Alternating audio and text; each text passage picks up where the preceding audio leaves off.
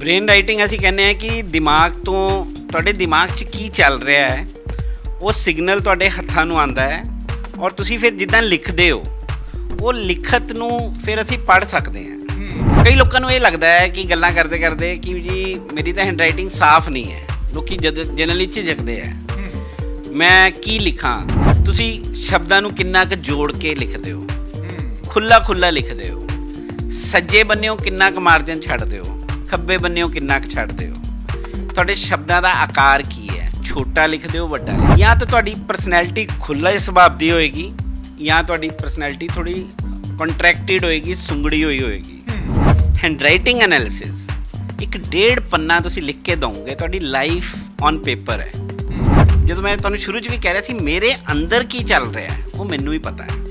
ਮੈਂ ਬਾਹਰ ਆਪਣੀ ਕੁਝ ਵੀ ਇਮੇਜ ਬਣਾ ਸਕਦਾ ਕਿ ਮੈਂ ਬੜਾ ਖੁਸ਼ ਹਾਂ, ਬਟ ਲਿਖਾਈ ਫੜ ਲੈਂਦੀ ਹੈ। ਲਿਖਾਈ ਬੰਦੇ ਦੇ ਅੰਦਰ ਕੀ ਭਾਵਨਾਵਾਂ ਚੱਲ ਰਹੀਆਂ ਉਹ ਪਤਾ ਲੱਗ ਜਾਂਦਾ ਹੈ। ਡਿੱਗਦੀ ਲਿਖਾਈ ਕੁਝ ਪਾਰਟਿਕੂਲਰ ਇੰਡੀਕੇਟਰਸ ਹੁੰਦੇ ਆ, ਸ਼ਬਦਾਂ ਦਾ ਸਡਨਲੀ ਡਿੱਗਣਾ ਸ਼ੁਰੂ ਹੋ ਜਾਣਾ, ਲਾਈਨ ਦੇ ਵਿੱਚ ਲਾਈਨ ਥੱਲੇ ਜਾਣੀ ਸ਼ੁਰੂ ਹੋ ਜਾਣੀ। ਪੇਰੈਂਟਿੰਗ ਦਾ ਸਭ ਤੋਂ ਇੰਪੋਰਟੈਂਟ ਪਾਰਟ ਹੈ ਕਿ ਆਪਸ 'ਚ ਘਰ 'ਚ ਗੱਲਬਾਤ ਹੋਣੀ ਬਹੁਤ ਜ਼ਰੂਰੀ ਹੈ। ਠੀਕ ਹੈ, ਕਨੈਕਟ ਜਿਹਨੂੰ ਅਸੀਂ ਕਹਿੰਦੇ ਹਾਂ। ਤੁਸੀਂ ਗੱਲਬਾਤ ਕਰੋ, ਬੱਚੇ ਨੂੰ ਸੁਣੋ। ਤੁਹਾਨੂੰ ਯਾਦ ਹੋਏਗਾ ਇੱਕ ਮੂਵੀ ਆਈ ਸੀ ਮੁੰਨਾ ਬਾਈ MBBS, ਉਹਦੇ 'ਚ ਇੱਕ ਜਾਦੂ ਦੀ ਜੱਫੀ ਵਾਲਾ ਡਾਇਲੌਗ ਸੀਗਾ।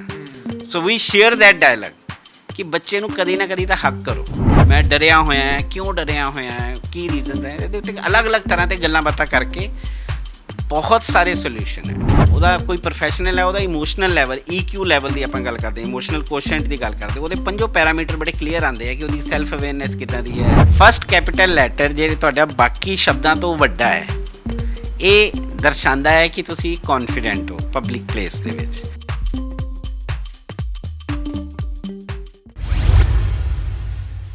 ਸਤਿ ਸ਼੍ਰੀ ਅਕਾਲ, ਮੈਂ ਅਮਨ ਮੋਹਨ ਮੋਹਜਾਲ ਤੇ ਤੁਸੀਂ ਦੇਖ ਰਹੇ ਹੋ ਹਮਦਰਦ TV। ਸੋ ਦਰਸ਼ਕੋ, ਅੱਜ ਅਸੀਂ ਇੱਕ ਵੱਖਰੇ ਟੌਪਿਕ ਦੇ ਉੱਤੇ ਗੱਲ ਕਰਾਂਗੇ ਜਿਸ ਉੱਤੇ ਬਹੁਤ ਘੱਟ ਗੱਲ ਹੋਈ ਹੈ। ਵੱਡੀ ਗਿਣਤੀ ਦੇ ਵਿੱਚ ਨੌਜਵਾਨ ਅਲੜ ਉਮਰ ਦੇ ਬੱਚੇ ਮਾਨਸਿਕ ਤਣਾਅ ਦੇ ਕਾਰਨ ਖੁਦਕੁਸ਼ੀਆਂ ਕਰ ਜਾਂਦੇ ਨੇ। ਮਾਪਿਆਂ ਦੀਆਂ ਅੱਖਾਂ ਦੇ ਵਿੱਚ ਹੰਝੂ ਦੇਖੇ ਨਹੀਂ ਜਾਂਦੇ। ਇਹਨਾਂ ਖੁਦਕੁਸ਼ੀਆਂ ਨੂੰ ਰੋਕਿਆ ਜਾ ਸਕਦਾ ਹੈ। ਬਹੁਤ ਕੇਸ ਅਜੇ ਵੀ ਆਉਂਦੇ ਨੇ, ਮੀਆਂ ਬੀਬੀ ਦੇ ਵਿੱਚ ਝਗੜੇ ਰਹਿੰਦੇ ਨੇ, ਤਲਾਕ ਤੱਕ ਗੱਲ ਪਹੁੰਚ ਜਾਂਦੀ ਹੈ, ਪਰਿਵਾਰ ਟੁੱਟ ਜਾਂਦੇ ਨੇ। ਪਰ ਪਰਿਵਾਰ ਟੁੱਟਣ ਤੋਂ ਬਚਾਏ ਜਾ ਸਕਦੇ ਨੇ। ਲੇਕਿਨ ਇੱਕ ਵੱਖਰਾ ਟ੍ਰੈਂਡ ਜਿਹੜਾ ਅੱਜ ਚੱਲ ਰਿਹਾ ਉਸ ਰਾਹੀਂ ਹੱਥ ਲਿਖਤਾਂ ਦਾ ਅਧਿਐਨ ਕਰਕੇ ਅਸੀਂ ਬੱਚਿਆਂ ਨੂੰ ਮਾਨਸਿਕ ਤਣਾਅ ਦੇ ਵਿੱਚੋਂ ਕੱਢ ਸਕਦੇ ਹਾਂ। ਆਈਡੀਆ ਲਗਾ ਸਕਦੇ ਹਾਂ ਕਿ ਉਹ ਬੱਚੇ ਕੀ ਸੋਚਦੇ ਨੇ, ਉਸ ਦੇ ਵਿੱਚ ਕੀ ਸਮਰੱਥਾ ਹੈਗੀ ਹੈ, ਬੱਚਾ ਭਵਿੱਖ ਦੇ ਵਿੱਚ ਕੀ ਕੁਝ ਕਰਨ ਦੇ ਯੋਗ ਹੈਗਾ। ਸੋ ਤਮਾਮ ਗੱਲਾਂ ਉੱਤੇ, ਤਮਾਮ ਸਵਾਲਾਂ ਦੇ ਉੱਤੇ ਗੱਲਬਾਤ ਕਰਾਂਗੇ। ਜਿਹੜੇ ਹੱਥ ਲਿਖਤਾਂ ਦੇ ਮਾਹਰ ਨੇ, ਪਿਛਲੇ ਕਈ ਦਹਾਕਿਆਂ ਤੋਂ ਹੱਥ ਲਿਖਤਾਂ ਦੇ ਉੱਤੇ ਖੋਜ ਕਰ ਰਹੇ ਨੇ, ਸਰਚ ਕਰ ਰਹੇ ਨੇ, ਬੱਚਿਆਂ ਨੂੰ ਤਣਾਅ ਦੇ ਵਿੱਚੋਂ ਕੱਢ ਰਹੇ ਨੇ। ਸੰਜੀਵ ਚੰਡੋਕ ਜੀ ਇਸ ਵੇਲੇ ਸਾਡੇ ਨਾਲ ਮੌਜੂਦ ਨੇ। ਸਭ ਤੋਂ ਪਹਿਲਾਂ ਉਹਨਾਂ ਦਾ ਨਿੱਘਾ ਸਵਾਗਤ ਕਰਦੇ ਹਾਂ। ਸਰ, ਨਿੱਘਾ ਸਵਾਗਤ ਹੈ ਹਮਦਰਦ TV ਤੇ ਤੁਹਾਡਾ। ਸਤਿ ਸ਼੍ਰੀ ਅਕਾਲ ਜੀ। ਸਤਿ ਸ਼੍ਰੀ ਅਕਾਲ। ਸਰ, ਤੁਹਾਡੇ ਬਾਰੇ ਸਾਨੂੰ ਪਤਾ ਲੱਗਿਆ ਤੇ ਇੱਕ ਵੱਖਰਾ ਟ੍ਰੈਂਡ ਜਿਵੇਂ ਚੱਲਿਆ ਹੱਥ ਲਿਖਤਾਂ ਦਾ ਅਧਿਐਨ, ਇਸ ਤੋਂ ਪਹਿਲਾਂ ਮੈਂ ਕਦੇ ਸੁਣਿਆ ਨਹੀਂ ਸੀਗਾ। ਇਸ ਕਰਕੇ ਮੇਰੀ ਵੀ ਅਟਰੈਕਸ਼ਨ ਬਣੀ ਤੁਹਾਡੇ ਨਾਲ ਮਿਲਣ ਦੀ ਕਿ ਹੱਥ ਲਿਖਤਾਂ ਦਾ ਅਧਿਐਨ ਕਰਕੇ ਅਸੀਂ ਬੱਚਿਆਂ ਨੂੰ ਤਣਾਅ ਦੇ ਵਿੱਚੋਂ ਕੱਢ ਸਕਦੇ ਹਾਂ, ਉਹਨਾਂ ਦੀ ਅੰਦਰ ਦੀ ਸਰੀਰਕ ਦੀ ਸਮਰੱਥਾ ਜਾਣ ਸਕਦੇ ਹਾਂ ਕਿ ਉਹ ਕਿਸ ਚੀਜ਼ ਦੇ ਸਮਰੱਥ ਹੈਗਾ। ਤੇ ਇੱਕ ਵੱਖਰਾ ਇਸ ਕਰਕੇ ਟ੍ਰੈਂਡ ਲੱਗਿਆ ਕਿਉਂਕਿ ਸਾਡੇ ਦੇਸ਼ ਦੇ ਵਿੱਚ ਇਹ ਮੰਨਿਆ ਜਾਂਦਾ ਕਿ 10ਵੀਂ ਤੋਂ ਬਾਅਦ ਜਿਹੜਾ ਵੀ ਬੱਚਾ ਸਟੈਪ ਲੈਂਦਾ ਹੈ ਤੇ ਉਹ ਬੜਾ ਮਾਇਨੇ ਰੱਖਦਾ ਹੈ। ਜਾਂ ਤਾਂ ਬੱਚਾ ਸਫਲ ਹੋ ਜਾਂਦਾ ਜਾਂ ਅਸਫਲ ਹੋ ਜਾਂਦਾ ਹੈ। ਉਹਨਾਂ ਨੂੰ ਕਾਉਂਸਲਿੰਗ ਕਰਨ ਵਾਲਾ ਕੋਈ ਨਹੀਂ ਹੁੰਦਾ, ਨਾ ਮਾਪੇ ਦੱਸਦੇ। ਤੁਸੀਂ ਦੱਸ ਰਹੇ ਹੋ ਕਿ ਹੱਥ ਲਿਖਤਾਂ ਦੇ ਰਾਹੀਂ ਬੱਚੇ ਦਾ ਅੰਦਰ ਦਾ ਤੁਸੀਂ ਆਈਡੀਆ ਲਗਾ ਸਕਦੇ ਹੋ, ਪਰਖ ਸਕਦੇ ਹੋ ਬੱਚਾ ਕਿਵੇਂ ਦਾ ਹੈਗਾ। ਉਹਨਾਂ ਦੇ ਹਸਤਾਖਰ ਦੇਖ ਕੇ, ਉਹਨਾਂ ਦੇ ਲੇਖ ਦੇਖ ਕੇ, ਤੇ ਹੈਂਡ ਰਾਈਟਿੰਗ ਬੜੀ ਮਾਇਨੇ ਰੱਖਦੀ ਹੈ। ਇਹ ਜਿਹੜਾ ਵੱਖਰਾ ਟ੍ਰੈਂਡ ਸਰ ਤੁਹਾਡੇ ਮਾਈਂਡ 'ਚ ਕਿਵੇਂ ਆਇਆ ਕਿ ਬੱਚਿਆਂ ਨੂੰ ਇਸ ਮੁਸ਼ਕਿਲ ਦੇ ਵਿੱਚੋਂ ਐਵੇਂ ਕੱਢਿਆ ਜਾ ਸਕਦਾ ਹੈ? Aman ji, hand writing analysis, ਗ੍ਰਾਫੋਲੋਜੀ ਇਹ ਸਬਜੈਕਟ ਦਾ ਨਾਂ ਹੈ ਔਰ ਅਸੀਂ ਇਹ ਮੰਨਦੇ ਹਾਂ ਕਿ ਇਹ ਇੱਕ ਇੱਦਾਂ ਦੀ ਸਾਇੰਸ ਹੈ ਜਿਹੜੀ ਕਿ over A period of year ਇਹਦੇ 'ਤੇ ਬਹੁਤ ਰਿਸਰਚ ਚੱਲ ਰਹੀ ਹੈ ਔਰ ਕੰਟੀਨਿਊਸ ਚੱਲ ਰਹੀ ਹੈ। ਵਿਦੇਸ਼ਾਂ 'ਚ ਇਹਨੂੰ ਬਹੁਤ ਚੰਗੀ ਤਰ੍ਹਾਂ ਨਾਲ ਜਾਣਿਆ ਜਾਂਦਾ ਹੈ। ਆਪਣੇ ਹਿੰਦੁਸਤਾਨ 'ਚ ਥੋੜ੍ਹਾ ਕਲਚਰ ਘੱਟ ਹੈ, ਵੈਸਟਰਨ ਸਾਈਡ 'ਤੇ ਲੋਕ ਮੰਨਦੇ ਆ ਇਹਨੂੰ ਨਾ। ਅਸੀਂ ਬ੍ਰੇਨ ਰਾਈਟਿੰਗ ਕਹਿੰਦੇ ਹਾਂ। ਬ੍ਰੇਨ ਰਾਈਟਿੰਗ ਅਸੀਂ ਕਹਿੰਦੇ ਹਾਂ ਕਿ ਦਿਮਾਗ ਤੋਂ ਤੁਹਾਡੇ ਦਿਮਾਗ 'ਚ ਕੀ ਚੱਲ ਰਿਹਾ ਹੈ ਉਹ ਸਿਗਨਲ ਤੁਹਾਡੇ ਹੱਥਾਂ ਨੂੰ ਆਉਂਦਾ ਹੈ ਔਰ ਤੁਸੀਂ ਫਿਰ ਜਿੱਦਾਂ ਲਿਖਦੇ ਹੋ ਉਹ ਲਿਖਤ ਨੂੰ ਫਿਰ ਅਸੀਂ ਪੜ੍ਹ ਸਕਦੇ ਹਾਂ। ਹੁਣ ਤੁਸੀਂ ਜਦੋਂ ਲਿਖਦੇ ਹੋ ਉਹ ਸ਼ਬਦਾਂ ਦੀ ਬਨਾਵਟ ਕੀ ਹੈ। ਕਈ ਲੋਕਾਂ ਨੂੰ ਇਹ ਲੱਗਦਾ ਹੈ ਕਿ ਗੱਲਾਂ ਕਰਦੇ ਕਰਦੇ ਕਿ ਜੀ ਮੇਰੀ ਤਾਂ ਹੈਂਡ ਰਾਈਟਿੰਗ ਸਾਫ਼ ਨਹੀਂ ਹੈ, ਲੋਕੀ ਜਨਰਲੀ ਝਿਜਕਦੇ ਹੈ ਮੈਂ ਕੀ ਲਿਖਾਂ। ਤੇ ਅਸੀਂ ਜਦੋਂ ਇਹਨੂੰ ਸਟੱਡੀ ਕਰਦੇ ਹਾਂ ਤੇ ਸਾਡੇ ਲਈ ਕੀ ਲਿਖਿਆ ਮੈਟਰ ਨਹੀਂ ਕਰਦਾ, ਚੰਗੀ ਮਾੜੀ ਹੈਂਡਰਾਈਟਿੰਗ ਨਹੀਂ ਹੁੰਦੀ। ਇਹਦੇ ਵਿੱਚ ਕਈ ਤਰ੍ਹਾਂ ਦੇ ਐਂਗਲ ਹੁੰਦੇ ਆ। ਤੁਸੀਂ ਸ਼ਬਦਾਂ ਨੂੰ ਕਿੰਨਾ ਕੁ ਜੋੜ ਕੇ ਲਿਖਦੇ ਹੋ, ਖੁੱਲ੍ਹਾ ਲਿਖਦੇ ਹੋ, ਸੱਜੇ ਬੰਨਿਓ ਕਿੰਨਾ ਕੁ ਮਾਰਜਨ ਛੱਡਦੇ ਹੋ, ਖੱਬੇ ਬੰਨਿਓ ਕਿੰਨਾ ਕੁ ਛੱਡਦੇ ਹੋ, ਤੁਹਾਡੇ ਸ਼ਬਦਾਂ ਦਾ ਆਕਾਰ ਕੀ ਹੈ, ਛੋਟਾ ਲਿਖਦੇ ਹੋ ਵੱਡਾ ਲਿਖਦੇ ਹੋ। ਇਹਦੇ 'ਚ ਨਾ ਲੌਜਿਕ ਵੀ ਅਪਲਾਈ ਹੁੰਦਾ ਹੈ। ਇੱਕ ਲੌਜਿਕ ਆਮ ਬੰਦੇ ਨੂੰ ਸਮਝਣ ਲਈ ਅਗਰ ਅਸੀਂ ਗੱਲ ਕਰੀਏ, ਜਾਂ ਤਾਂ ਤੁਹਾਡੀ ਪਰਸਨੈਲਿਟੀ ਖੁੱਲ੍ਹੇ ਸੁਭਾਅ ਦੀ ਹੋਏਗੀ ਜਾਂ ਤੁਹਾਡੀ ਪਰਸਨੈਲਿਟੀ ਥੋੜ੍ਹੀ ਕੰਟਰੈਕਟਿਡ ਹੋਏਗੀ, ਸੁੰਗੜੀ ਹੋਈ ਹੋਏਗੀ। ਹੁਣ ਦਿਮਾਗ ਜਿੱਦਾਂ ਦਾ ਸਿਗਨਲ ਦਿੰਦਾ ਹੈ, ਜੇ ਤੁਸੀਂ ਖੁੱਲ੍ਹੇਪਨ ਨਾਲ ਲਿਖਦੇ ਹੋ, ਸ਼ਬਦਾਂ ਨੂੰ ਖੋਲ੍ਹ ਕੇ ਲਿਖਦੇ ਹੋ ਜਾਂ ਟਾਈਟ ਲਿਖਦੇ ਹੋ, ਇਹ 'ਚ ਦੇਖੋ ਚੰਗਾ ਮਾੜਾ ਕੁਛ ਨਹੀਂ ਹੈ। ਕਿਉਂਕਿ ਤੁਸੀਂ ਜਿੱਦਾਂ ਦੇ ਹੋ, ਤੁਸੀਂ ਰਿਜ਼ਲਟ ਹੋ ਬਚਪਨ ਤੋਂ ਲੈ ਕੇ ਅੱਜ ਤੱਕ, ਤੁਹਾਡੀ ਜੋ ਵੀ ਤੁਹਾਡੇ ਫੈਮਿਲੀ ਦੇ ਵਿੱਚ ਰਿਹਾ, ਤੁਸੀਂ ਕਿੱਦਾਂ ਤੁਹਾਨੂੰ ਡਿਵੈਲਪ ਕੀਤਾ, ਪੇਰੈਂਟਿੰਗ ਕਿੱਦਾਂ ਦੀ ਰਹੀ ਹੈ।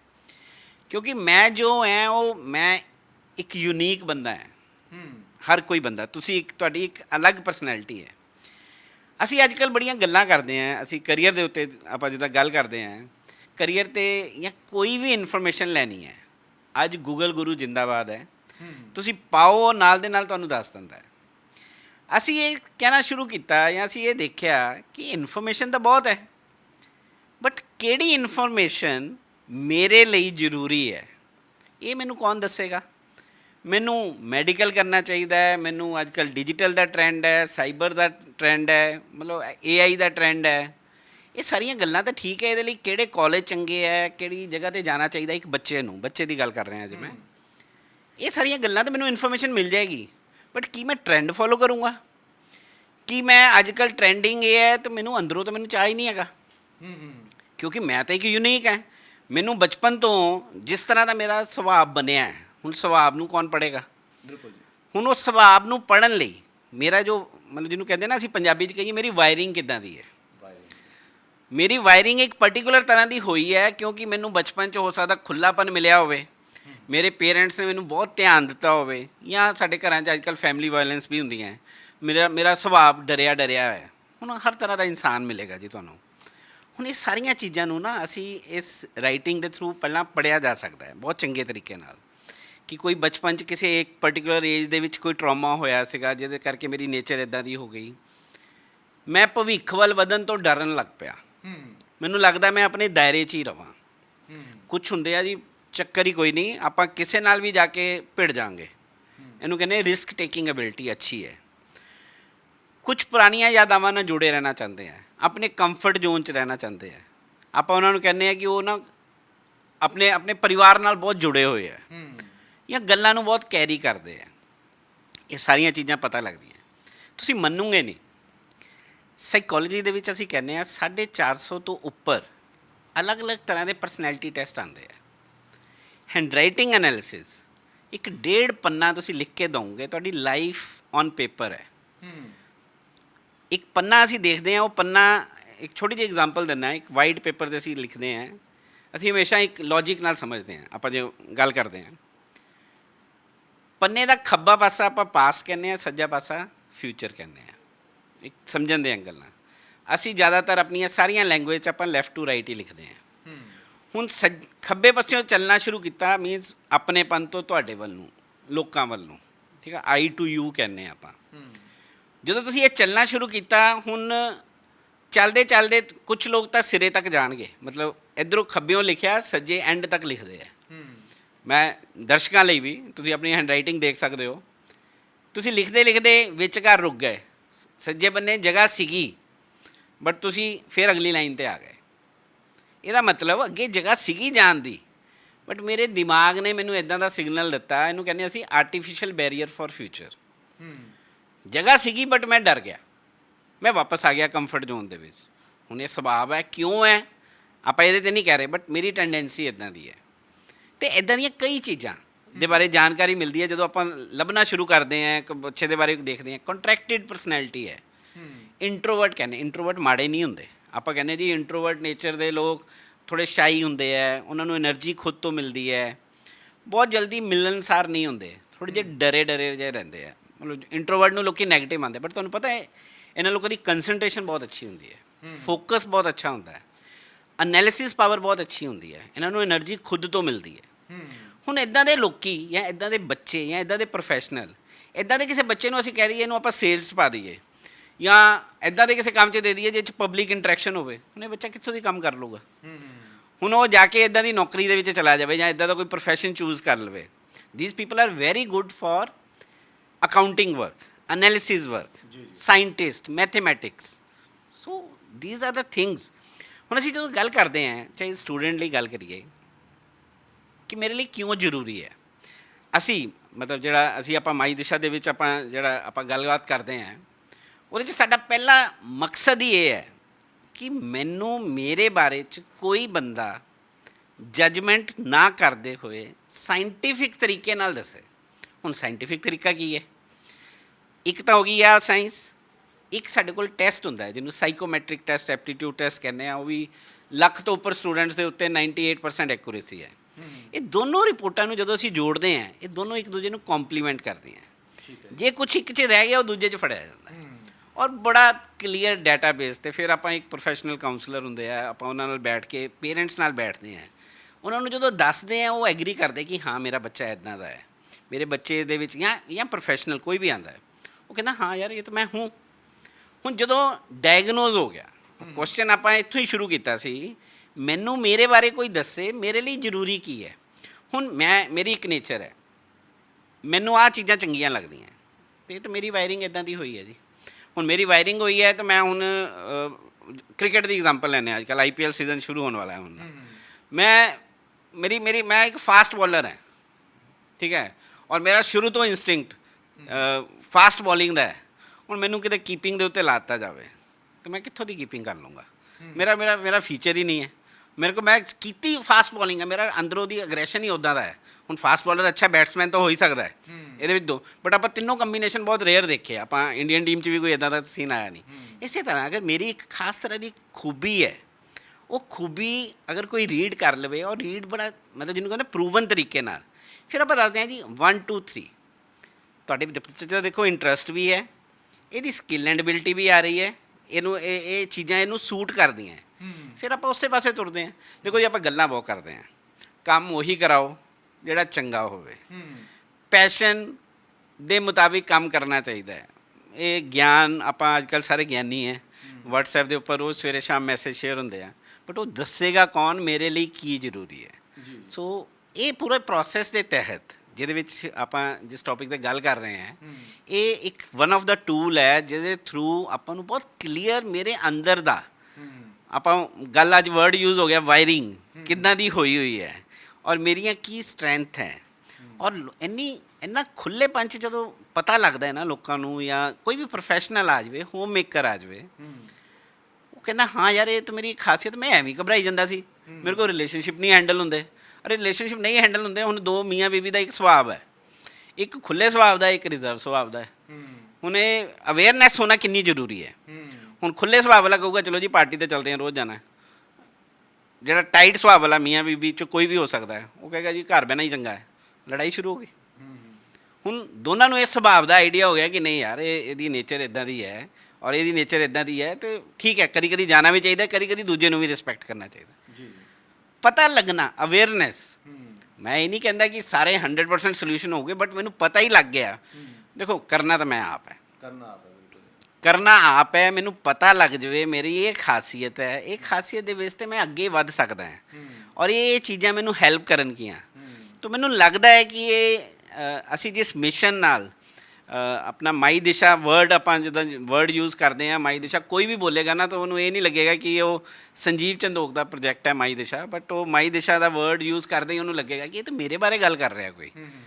ਔਰ ਉਹਨੂੰ ਜਦੋਂ ਉਹਦੇ ਬਾਰੇ ਜਾਣਕਾਰੀ ਮਿਲੇਗੀ ਔਰ ਅਗਰ ਉਹਦੇ ਲਈ ਕੁਝ ਕੰਟਰੀਬਿਊਟ ਹੁੰਦਾ ਹੈ ਤਾਂ ਸਾਨੂੰ ਲੱਗਦਾ ਹੈ ਕਿ ਅਸੀਂ ਜਿਹੜਾ ਵੀ ਕੰਮ, ਜਿੰਨੇ ਐਕਸਪੀਰੀਅੰਸ ਨਾਲ ਆਪਾਂ ਕੋਈ ਰਿਸਰਚ ਕਰਦੇ ਹਾਂ ਜਾਂ ਇੱਕ ਸੁਸਾਇਟੀ ਨੂੰ ਵੀ ਕੁਝ ਕੰਟਰੀਬਿਊਟ ਕਰਦੇ ਹਾਂ। ਔਰ ਇੱਕ ਨਾ ਕਹਾਵਤ ਹੈ, ਕਹਿੰਦੇ ਆ ਜ਼ਿੰਦਗੀ ਦੇ ਨਾ 2 ਡਿਸੀਜ਼ਨ ਚੰਗੇ ਹੋਣੇ ਚਾਹੀਦੇ ਆ। ਕਹਿੰਦੇ ਇੱਕ ਤਾਂ ਜੇ ਤੁਸੀਂ ਕਰੀਅਰ ਦਾ ਡਿਸੀਜ਼ਨ ਚੰਗਾ ਲੈ ਲਿਆ, ਅਤੇ ਦੂਜਾ ਵਿਆਹ ਦਾ। ਕਿ ਵਿਆਹ 'ਚ ਕਹਿੰਦੇ ਨਾ ਜੀ ਕਿ 7ਵੇਂ ਫੇਰੇ 'ਤੇ ਵੀ ਪਤਾ ਲੱਗ ਜਾਵੇ ਨਾ ਜਾਂ 6ਵੇਂ 'ਤੇ ਕਿ ਨਿਭਣੀ ਨਹੀਂ ਹੈ, ਤਾਂ ਕਹਿੰਦੇ ਵਾਪਸ ਆ ਜਾਓ ਤਾਂ ਚੰਗਾ ਹੈ, ਕਿਉਂਕਿ ਬਾਅਦ 'ਚ ਲਾਈਫ 'ਚ ਨਾ ਦਿੱਕਤਾਂ ਬਹੁਤ ਹੁੰਦੀਆਂ। ਤਾਂ ਆਪਾਂ ਵਿਆਹ ਦੇ ਉੱਤੇ ਤਾਂ ਨਹੀਂ ਖੈਰ ਕੋਈ ਗੱਲ ਕਰਦੇ ਕਿ ਉਹ ਵਾਲੇ ਪਾਰਟ 'ਤੇ, ਬਟ ਹਾਂ ਇਸ ਕੰਬੀਨੇਸ਼ਨ ਨਾਲ, ਇਹ ਟੈਂਡੈਂਸੀਜ਼ ਨਾਲ ਜ਼ਿਆਦਾ ਫੋਕਸ ਆਪਾਂ ਬੱਚਿਆਂ ਦੇ ਲਈ, ਫਿਊਚਰ ਦੇ ਲਈ, ਪ੍ਰੋਫੈਸ਼ਨਲਸ ਦੇ ਲਈ ਉਹਨਾਂ ਦੀਆਂ ਅੰਦਰ ਦੀਆਂ ਆਦਤਾਂ ਕੀ ਹੈਗੀਆਂ ਉਹਦੇ ਉੱਤੇ ਅਸੀਂ ਜ਼ਿਆਦਾ ਫੋਕਸ ਕਰਦੇ ਹੋਏ, ਔਰ ਨਾਲ ਨੋ ਡਾਊਟ ਇਹ ਵਾਲੀਆਂ ਚੀਜ਼ਾਂ ਵੀ ਹੈਂਡਲ ਹੁੰਦੀਆਂ ਕਿ ਜਦੋਂ ਕਿਸੇ ਨੇ ਨੇਚਰ ਹੀ ਆਪਣੀ ਦੇਖਣਾ ਚਾਹੁੰਦਾ ਹੈ, ਆਪਣੇ ਬਾਰੇ ਜਾਣਕਾਰੀ ਲੈਣਾ ਚਾਹੁੰਦਾ ਹੈ, ਤੇ ਉਹ ਤਾਂ ਹਮੇਸ਼ਾ ਅਵੇਲੇਬਲ ਹੀ ਹੈ। ਬਟ ਅਸਲੀ ਪ੍ਰੋਬਲਮ ਸਟੇਟਮੈਂਟ ਜਿਹੜੀ ਹੈਗੀ ਆ ਉਹ ਇਹ ਹੈ ਕਿ ਮੈਨੂੰ ਮੇਰੇ ਬਾਰੇ ਕੋਈ ਰਾਹ ਦਿਖਾਵੇ। ਬਿਲਕੁਲ ਮੈਂ ਤੁਹਾਡੇ ਤੇ ਆਉਣਾ। ਸੋ ਮੈਂ ਆਪਣੇ ਦਰਸ਼ਕਾਂ ਨੂੰ ਦੱਸ ਦੇਣਾ ਚਾਹੁੰਦਾ ਕਿ ਸੰਜੀਵ ਚੰਡੋਕ ਜੀ ਦੇ ਕੋਲੇ ਆਉਣ ਤੋਂ ਪਹਿਲਾਂ ਜਦੋਂ ਮੈਂ ਉਹਨਾਂ ਬਾਰੇ ਸੁਣਿਆ ਤੇ ਇੱਥੇ ਆ ਕੇ ਉਹਨਾਂ ਨਾਲ ਗੱਲਬਾਤ ਕੀਤੀ, ਤੇ ਮੈਂ ਵੀ ਆਪਣੇ ਨੇਚਰ ਬਾਰੇ ਉਹਨਾਂ ਕੋਲੋਂ ਜਾਣਨਾ ਚਾਹਿਆ ਸੀ। ਕੁਝ ਮੈਂ ਵੀ ਲਾਈਨਾਂ ਲਿਖੀਆਂ, ਉਸ ਤੋਂ ਬਾਅਦ ਇਹਨਾਂ ਨੇ ਮੇਰੇ ਸਿਗਨੇਚਰ ਵੀ ਕਰਾਏ। ਉਸ ਤੋਂ ਬਾਅਦ ਜਿਹੜੀਆਂ ਗੱਲਾਂ ਇਹਨਾਂ ਨੇ ਮੇਰੇ ਨੇਚਰ ਬਾਰੇ ਦੱਸੀਆਂ, ਮੇਰੀ ਅੰਦਰ ਦੀ ਸ਼ਖਸੀਅਤ ਬਾਰੇ ਦੱਸੀਆਂ, ਉਹ ਬਿਲਕੁਲ ਮੇਰੇ ਤੇ ਢੁੱਕਦੀਆਂ ਨੇ ਗੱਲਾਂ, ਤੇ ਇਸ ਕਰਕੇ ਮੇਰਾ ਇੰਟਰਸਟ ਇਹਨਾਂ ਨਾਲ ਗੱਲਬਾਤ ਦਾ ਹੋਰ ਵੀ ਬਣ ਗਿਆ। ਮੈਂ ਸਭ ਤੁਹਾਡੇ ਕੋਲ ਇਹ ਜਾਣਨਾ ਚਾਹੁੰਦਾ, ਬਹੁਤ ਸਾਰੇ ਜਿਹੜੇ ਨੌਜਵਾਨ ਨੇ ਉਹ ਖੁਦਕੁਸ਼ੀਆਂ ਕਰ ਜਾਂਦੇ ਨੇ ਕਈ ਵਾਰੀ। ਅੱਜ ਕੱਲ੍ਹ ਅਲੜ ਉਮਰ ਦੇ ਵੀ ਬੱਚੇ ਖੁਦਕੁਸ਼ੀਆਂ ਕਰਦੇ ਨੇ। ਮਾਪੇ ਬੜੇ ਚਿੰਤਤ ਹੁੰਦੇ ਨੇ ਕਿ ਬੱਚੇ ਦੇ ਅੰਦਰ ਦੀ ਜਿਹੜੀ ਦਿਲ ਦੀ ਗੱਲ ਹੈਗੀ ਹੈ ਉਸ ਨੂੰ ਕਿਵੇਂ ਸਮਝਿਆ ਜਾਵੇ। ਕਈ ਵਾਰੀ ਬੱਚਿਆਂ ਨੂੰ ਕੋਈ ਐਸਾ ਝਟਕਾ ਲੱਗ ਜਾਂਦਾ ਹੈ, ਉਹ ਅੰਦਰੋਂ ਅੰਦਰ ਹੀ ਪਿਸਦੇ ਰਹਿੰਦੇ ਨੇ, ਗੱਲ ਸ਼ੇਅਰ ਨਹੀਂ ਕਰਦੇ ਆਪਣੇ ਮਾਪਿਆਂ ਨਾਲ, ਤੇ ਬਾਅਦ ਦੇ ਵਿੱਚ ਕਈ ਵਾਰੀ ਇਹ ਜਿਹੀ ਘਟਨਾ ਵਾਪਰਦੀ ਹੈ ਕਿ ਉਹ ਅੰਦਰੋਂ ਅੰਦਰ ਪਿਸਦੇ ਖੁਦਕੁਸ਼ੀਆਂ ਤੱਕ ਪਹੁੰਚ ਜਾਂਦੇ ਨੇ। ਉਹਨਾਂ ਬੱਚਿਆਂ ਦੀ ਮੁਸ਼ਕਿਲ ਨੂੰ ਕਿਵੇਂ ਸਮਝਿਆ ਜਾ ਸਕਦਾ? ਕਿ ਹੱਥ ਲਿਖਤਾਂ ਦਾ ਅਧਿਐਨ ਕਰਕੇ ਉਹਨਾਂ ਬੱਚਿਆਂ ਦੀ ਮੁਸ਼ਕਿਲ ਨੂੰ ਸਮਝਿਆ ਜਾ ਸਕਦਾ ਹੈ? ਕੀ ਪਤਾ ਲਾਇਆ ਜਾ ਸਕਦਾ ਹੈ ਕਿ ਇਸ ਨੂੰ ਜ਼ਿੰਦਗੀ ਦੇ ਵਿੱਚ ਕੋਈ ਝਟਕਾ ਲੱਗਿਆ? ਬਹੁਤ ਹੀ ਇੰਪੋਰਟੈਂਟ ਸਵਾਲ ਹੈ, ਔਰ ਅੱਜ ਦੀ ਜਨਰੇਸ਼ਨ ਦੇ ਲਈ ਆਪਾਂ ਮਤਲਬ ਐਜ਼ ਏ ਪੇਰੈਂਟ ਆਪਾਂ ਵੀ ਚਿੰਤਿਤ ਹੈ ਕਿ ਇਹ ਸਮੱਸਿਆ ਤਾਂ ਹੈ।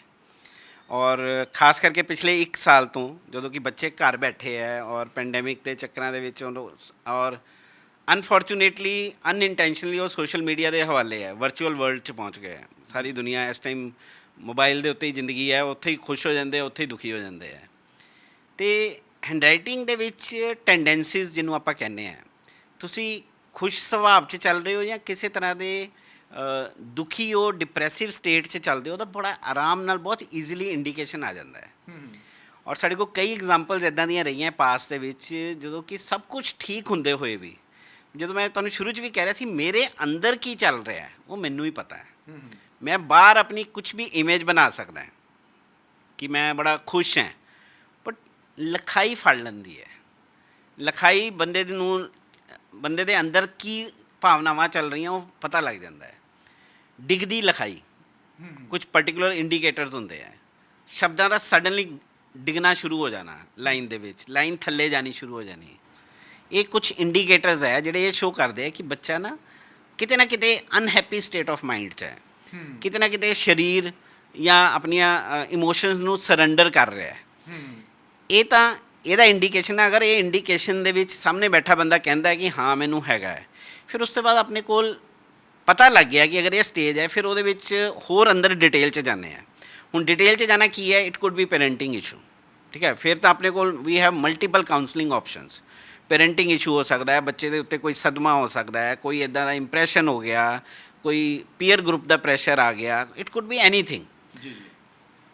ਵਨਸ ਇਟ ਇਜ਼ ਆਈਡੈਂਟੀਫਾਈਡ ਕਿ ਹਾਂ ਇਹ ਚੀਜ਼ਾਂ ਹੈਗੀਆਂ, ਫਿਰ ਉਹਦੇ ਸੋਲਿਊਸ਼ਨ ਦੇ ਉੱਤੇ ਉਤਰਦੇ ਹੋ। ਮਤਲਬ ਅਗਰ ਉਹ ਬੱਚਾ ਜਾਂ ਉਹ ਪ੍ਰੋਫੈਸ਼ਨਲ ਜਾਂ ਉਹ ਹੋਮ ਮੇਕਰ ਮੰਨਦਾ ਹੈ ਕਿ ਹਾਂ ਇਹ ਹੈ, ਫਿਰ ਉਸ ਤੋਂ ਬਾਅਦ ਐਟਲੀਸਟ ਤੁਹਾਨੂੰ ਡਾਇਗਨੋਜ਼ ਹੋ ਗਿਆ, ਉਸ ਤੋਂ ਬਾਅਦ ਆਨਸਰ ਲੱਭਣੇ ਸ਼ੁਰੂ ਕੀਤੇ। ਆਨਸਰ ਲੱਭਣ ਦੇ ਵਿੱਚ ਹੋ ਸਕਦਾ ਹੈ ਕਿ ਉਹਦਾ ਖਾਣ ਪਾਣ ਠੀਕ ਨਾ ਹੋਵੇ, ਹੋ ਸਕਦਾ ਉਹਦਾ ਫਿਜ਼ੀਕਲ ਵਰਕਆਊਟ ਨਾ ਹੋਵੇ, ਹੋ ਸਕਦਾ ਉਹ ਰਾਤ ਦੀ ਨੀਂਦ ਪੂਰੀ ਨਾ ਲੈ ਰਿਹਾ ਹੋਵੇ।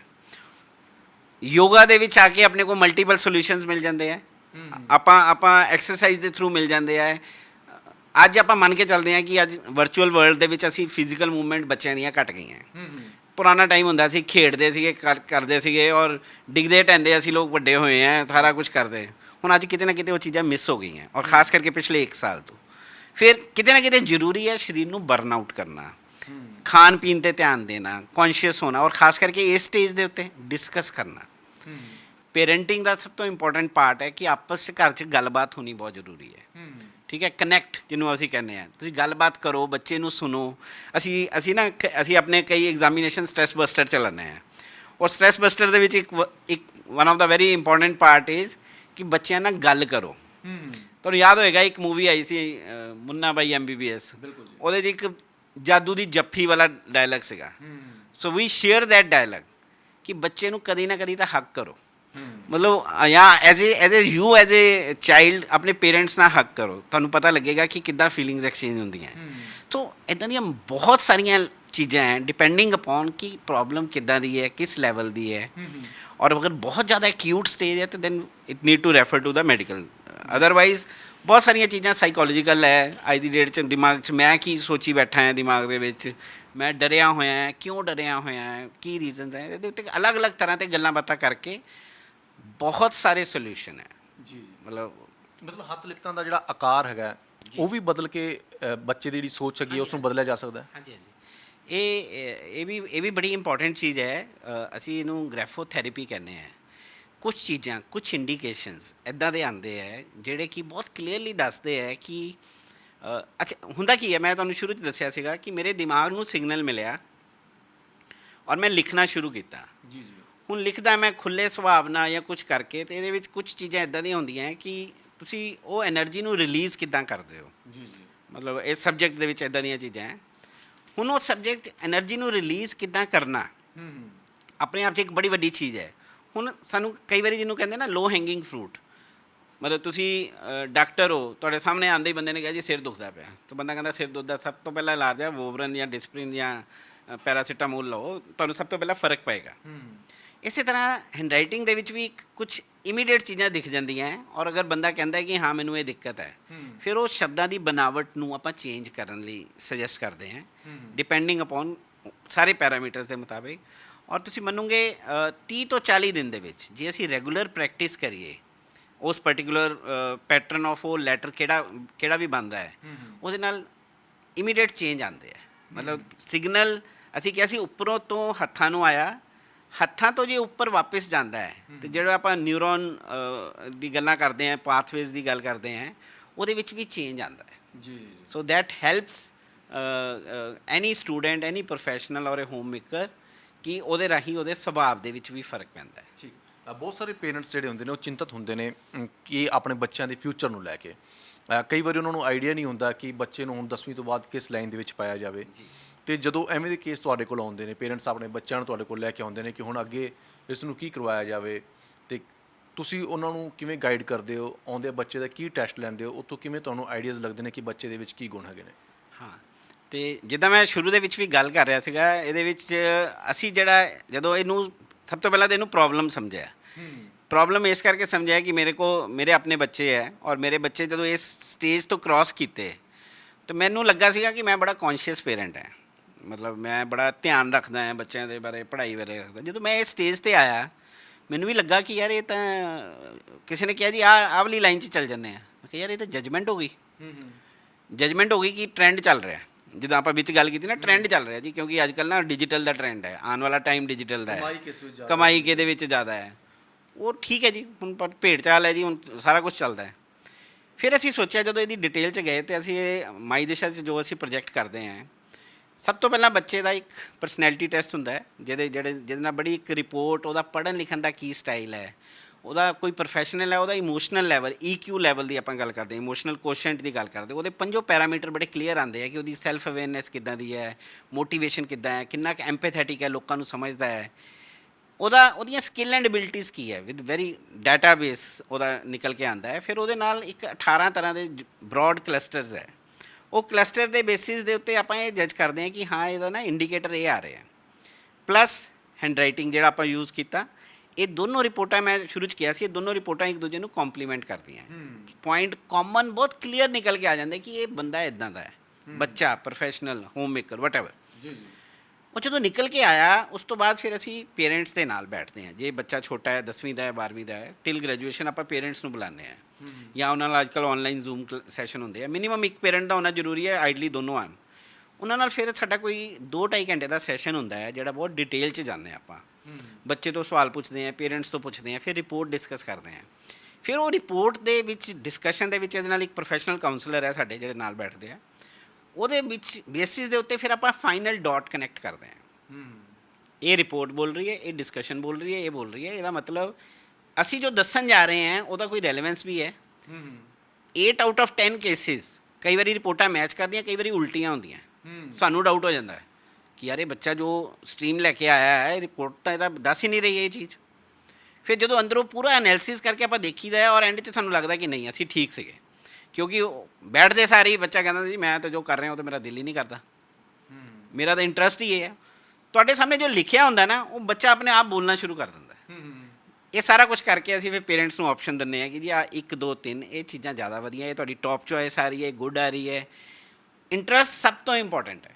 ਬੱਚੇ ਦਾ ਇੰਟਰਸਟ ਔਰ ਰਿਪੋਰਟ ਮੈਚ ਹੋ ਜਾਵੇ ਔਰ ਉਹਦੇ ਨਾਲ ਅਗਰ ਸਾਰੀਆਂ ਸਕਿੱਲ ਐਂਡ ਐਬਿਲਿਟੀਜ਼ ਹੁੰਦੀਆਂ ਹੈ, ਅਸੀਂ ਉਹਨੂੰ ਪਹਿਲੀ ਪ੍ਰਾਇੋਰਟੀ ਦਿੰਦੇ ਹਾਂ। ਰਿਪੋਰਟ ਦੇ ਵਿੱਚ ਜੇ ਕੁਝ ਥੱਲੇ ਵੀ ਆ ਰਿਹਾ ਨਾ ਔਰ ਬੱਚੇ ਦਾ ਇੰਟਰਸਟ ਜ਼ਿਆਦਾ ਹੈ ਜੀ ਜੀ ਔਰ ਉਹ ਜੈਨੂਇਨ ਇੰਟਰਸਟ ਹੈ, ਇਹ ਨਹੀਂ ਕਿ ਇਨਫੈਚੁਏਸ਼ਨ ਹੈ ਜੀ ਅੱਜ ਕੱਲ੍ਹ ਜੀ ਵਕੀਲ ਬਣ ਜਾਓ ਬਹੁਤ ਪੈਸੇ ਹੈ, ਡਾਕਟਰੀ 'ਚ ਬਹੁਤ ਪੈਸੇ ਹੈ, ਬਟ ਅੰਦਰੋਂ ਤਾਂ ਸਕਿੱਲ ਐਂਡ ਐਬਿਲਿਟੀ ਦਿਖ ਹੀ ਨਹੀਂ ਰਹੀ। ਉਹ ਜਿਹਨੂੰ ਕਹਿੰਦੇ ਨਾ ਅੱਜ ਗਏ ਜੀ ਅੱਜ 에ਅਰ ਹੋਸਟੈਸ ਵਾਲੇ ਕੰਮ ਦੇ ਵਿੱਚ ਬੜੀ ਕਮਾਈ ਹੈ ਜੀ, ਜਾਂ ਬੜਾ ਦਿਖਦਾ ਚੰਗਾ ਹੋਟਲ ਮੈਨੇਜਮੈਂਟ ਦੇ ਵਿੱਚ ਚਲੇ ਗਏ। ਹਾਂ ਤਾਂ ਇਹ ਚੀਜ਼ਾਂ ਮਾੜੀਆਂ ਤਾਂ ਕੁਛ ਵੀ ਨਹੀਂ ਹੈ ਮਾੜਾ, ਬਟ ਮੈਨੂੰ ਕੀ ਮੇਰੇ ਅੰਦਰ ਕੀ ਚੀਜ਼ ਹੈ, ਫਿਰ ਉਹਦੇ ਹਿਸਾਬ ਨਾਲ ਜੱਜ ਕਰਕੇ ਅਸੀਂ ਦੱਸਦੇ ਹਾਂ। ਅਸੀਂ ਇੱਥੇ ਛੱਡਦੇ ਨਹੀਂ, ਅਸੀਂ ਆਪਣੇ ਆਪ ਨੂੰ ਇੱਥੇ ਇੱਕ ਮੇਰਾ ਆਪਣਾ ਨੌਕਰੀ ਦਾ ਵੀ ਤਜਰਬਾ ਰਿਹਾ, ਇੰਨੀ ਦੇਰ ਅਸੀਂ ਕੰਮ ਵੀ ਕੀਤਾ ਹੈ। ਅਸੀਂ 30 ਦਿਨ ਤੱਕ ਬੱਚੇ ਨਾਲ ਫੋਲੋ ਅਪ ਕਰਦੇ ਹਾਂ, ਠੀਕ ਹੈ, ਮਤਲਬ ਸੋਸ਼ਲ ਮੀਡੀਆ ਦੇ ਹੈਂਡਲ ਨਾਲ ਜੋ ਵੀ ਉਹਨੂੰ ਸੁਜੈਸਟ ਕਰਤਾ। ਇੱਕ ਤਾਂ ਇਹ ਪ੍ਰਿਸਕ੍ਰਿਪਸ਼ਨ ਲਿਖੀ, ਦਵਾਈ ਖਾਧੀ ਨਹੀਂ ਖਾਧੀ ਇੱਕ ਬਰਾਬਰ। ਅਸੀਂ ਕੁਝ ਸੁਜੈਸਟ ਕਰਤਾ, ਬੱਚਾ ਕਹਿੰਦਾ ਠੀਕ ਹੈ ਜੀ। ਸਾਡੇ ਵੱਲੋਂ ਐਫਰਟ ਹੁੰਦਾ ਹੈ ਕਿ ਤੁਸੀਂ ਇਹਦੇ ਬਾਰੇ ਸਾਨੂੰ ਰਿਪੋਰਟ ਕਰਦੇ ਰਹੋ, ਸਾਨੂੰ ਕੁਝ ਵੀ ਪੁੱਛਣਾ ਪੁੱਛਦੇ ਰਹੋ। ਇਸ ਤਰੀਕੇ ਨਾਲ ਅਸੀਂ ਇਹਨੂੰ ਇੱਕ ਕੰਪਲੀਟ ਪੈਕੇਜ ਦੇ ਰੂਪ ਦੇ ਵਿੱਚ ਕਿਸੇ ਵੀ ਸਟੂਡੈਂਟ ਨੂੰ, ਪ੍ਰੋਫੈਸ਼ਨਲ ਨੂੰ ਦਿੰਦੇ ਹਾਂ, ਜਿਹਦੇ 'ਚ ਉਹਨੂੰ ਲੱਗਦਾ ਹੈ ਕਿ ਹਾਂ ਕਿਸੇ ਇੱਕ ਇੱਦਾਂ ਦੇ ਬੰਦੇ ਨੇ ਇੰਡੀਪੈਂਡੈਂਟ ਤਰੀਕੇ ਨਾਲ ਕੋਈ ਜਜਮੈਂਟ ਨਹੀਂ ਕੀਤੀ ਔਰ ਸਾਇੰਟੀਫਿਕਲੀ ਮੈਨੂੰ ਦੱਸਿਆ ਮੇਰੇ ਰਾਹ ਬਾਰੇ, ਜਿਹਦੇ ਨਾਲ ਮੈਂ ਐਗਰੀ ਵੀ ਹੋ ਰਿਹਾ।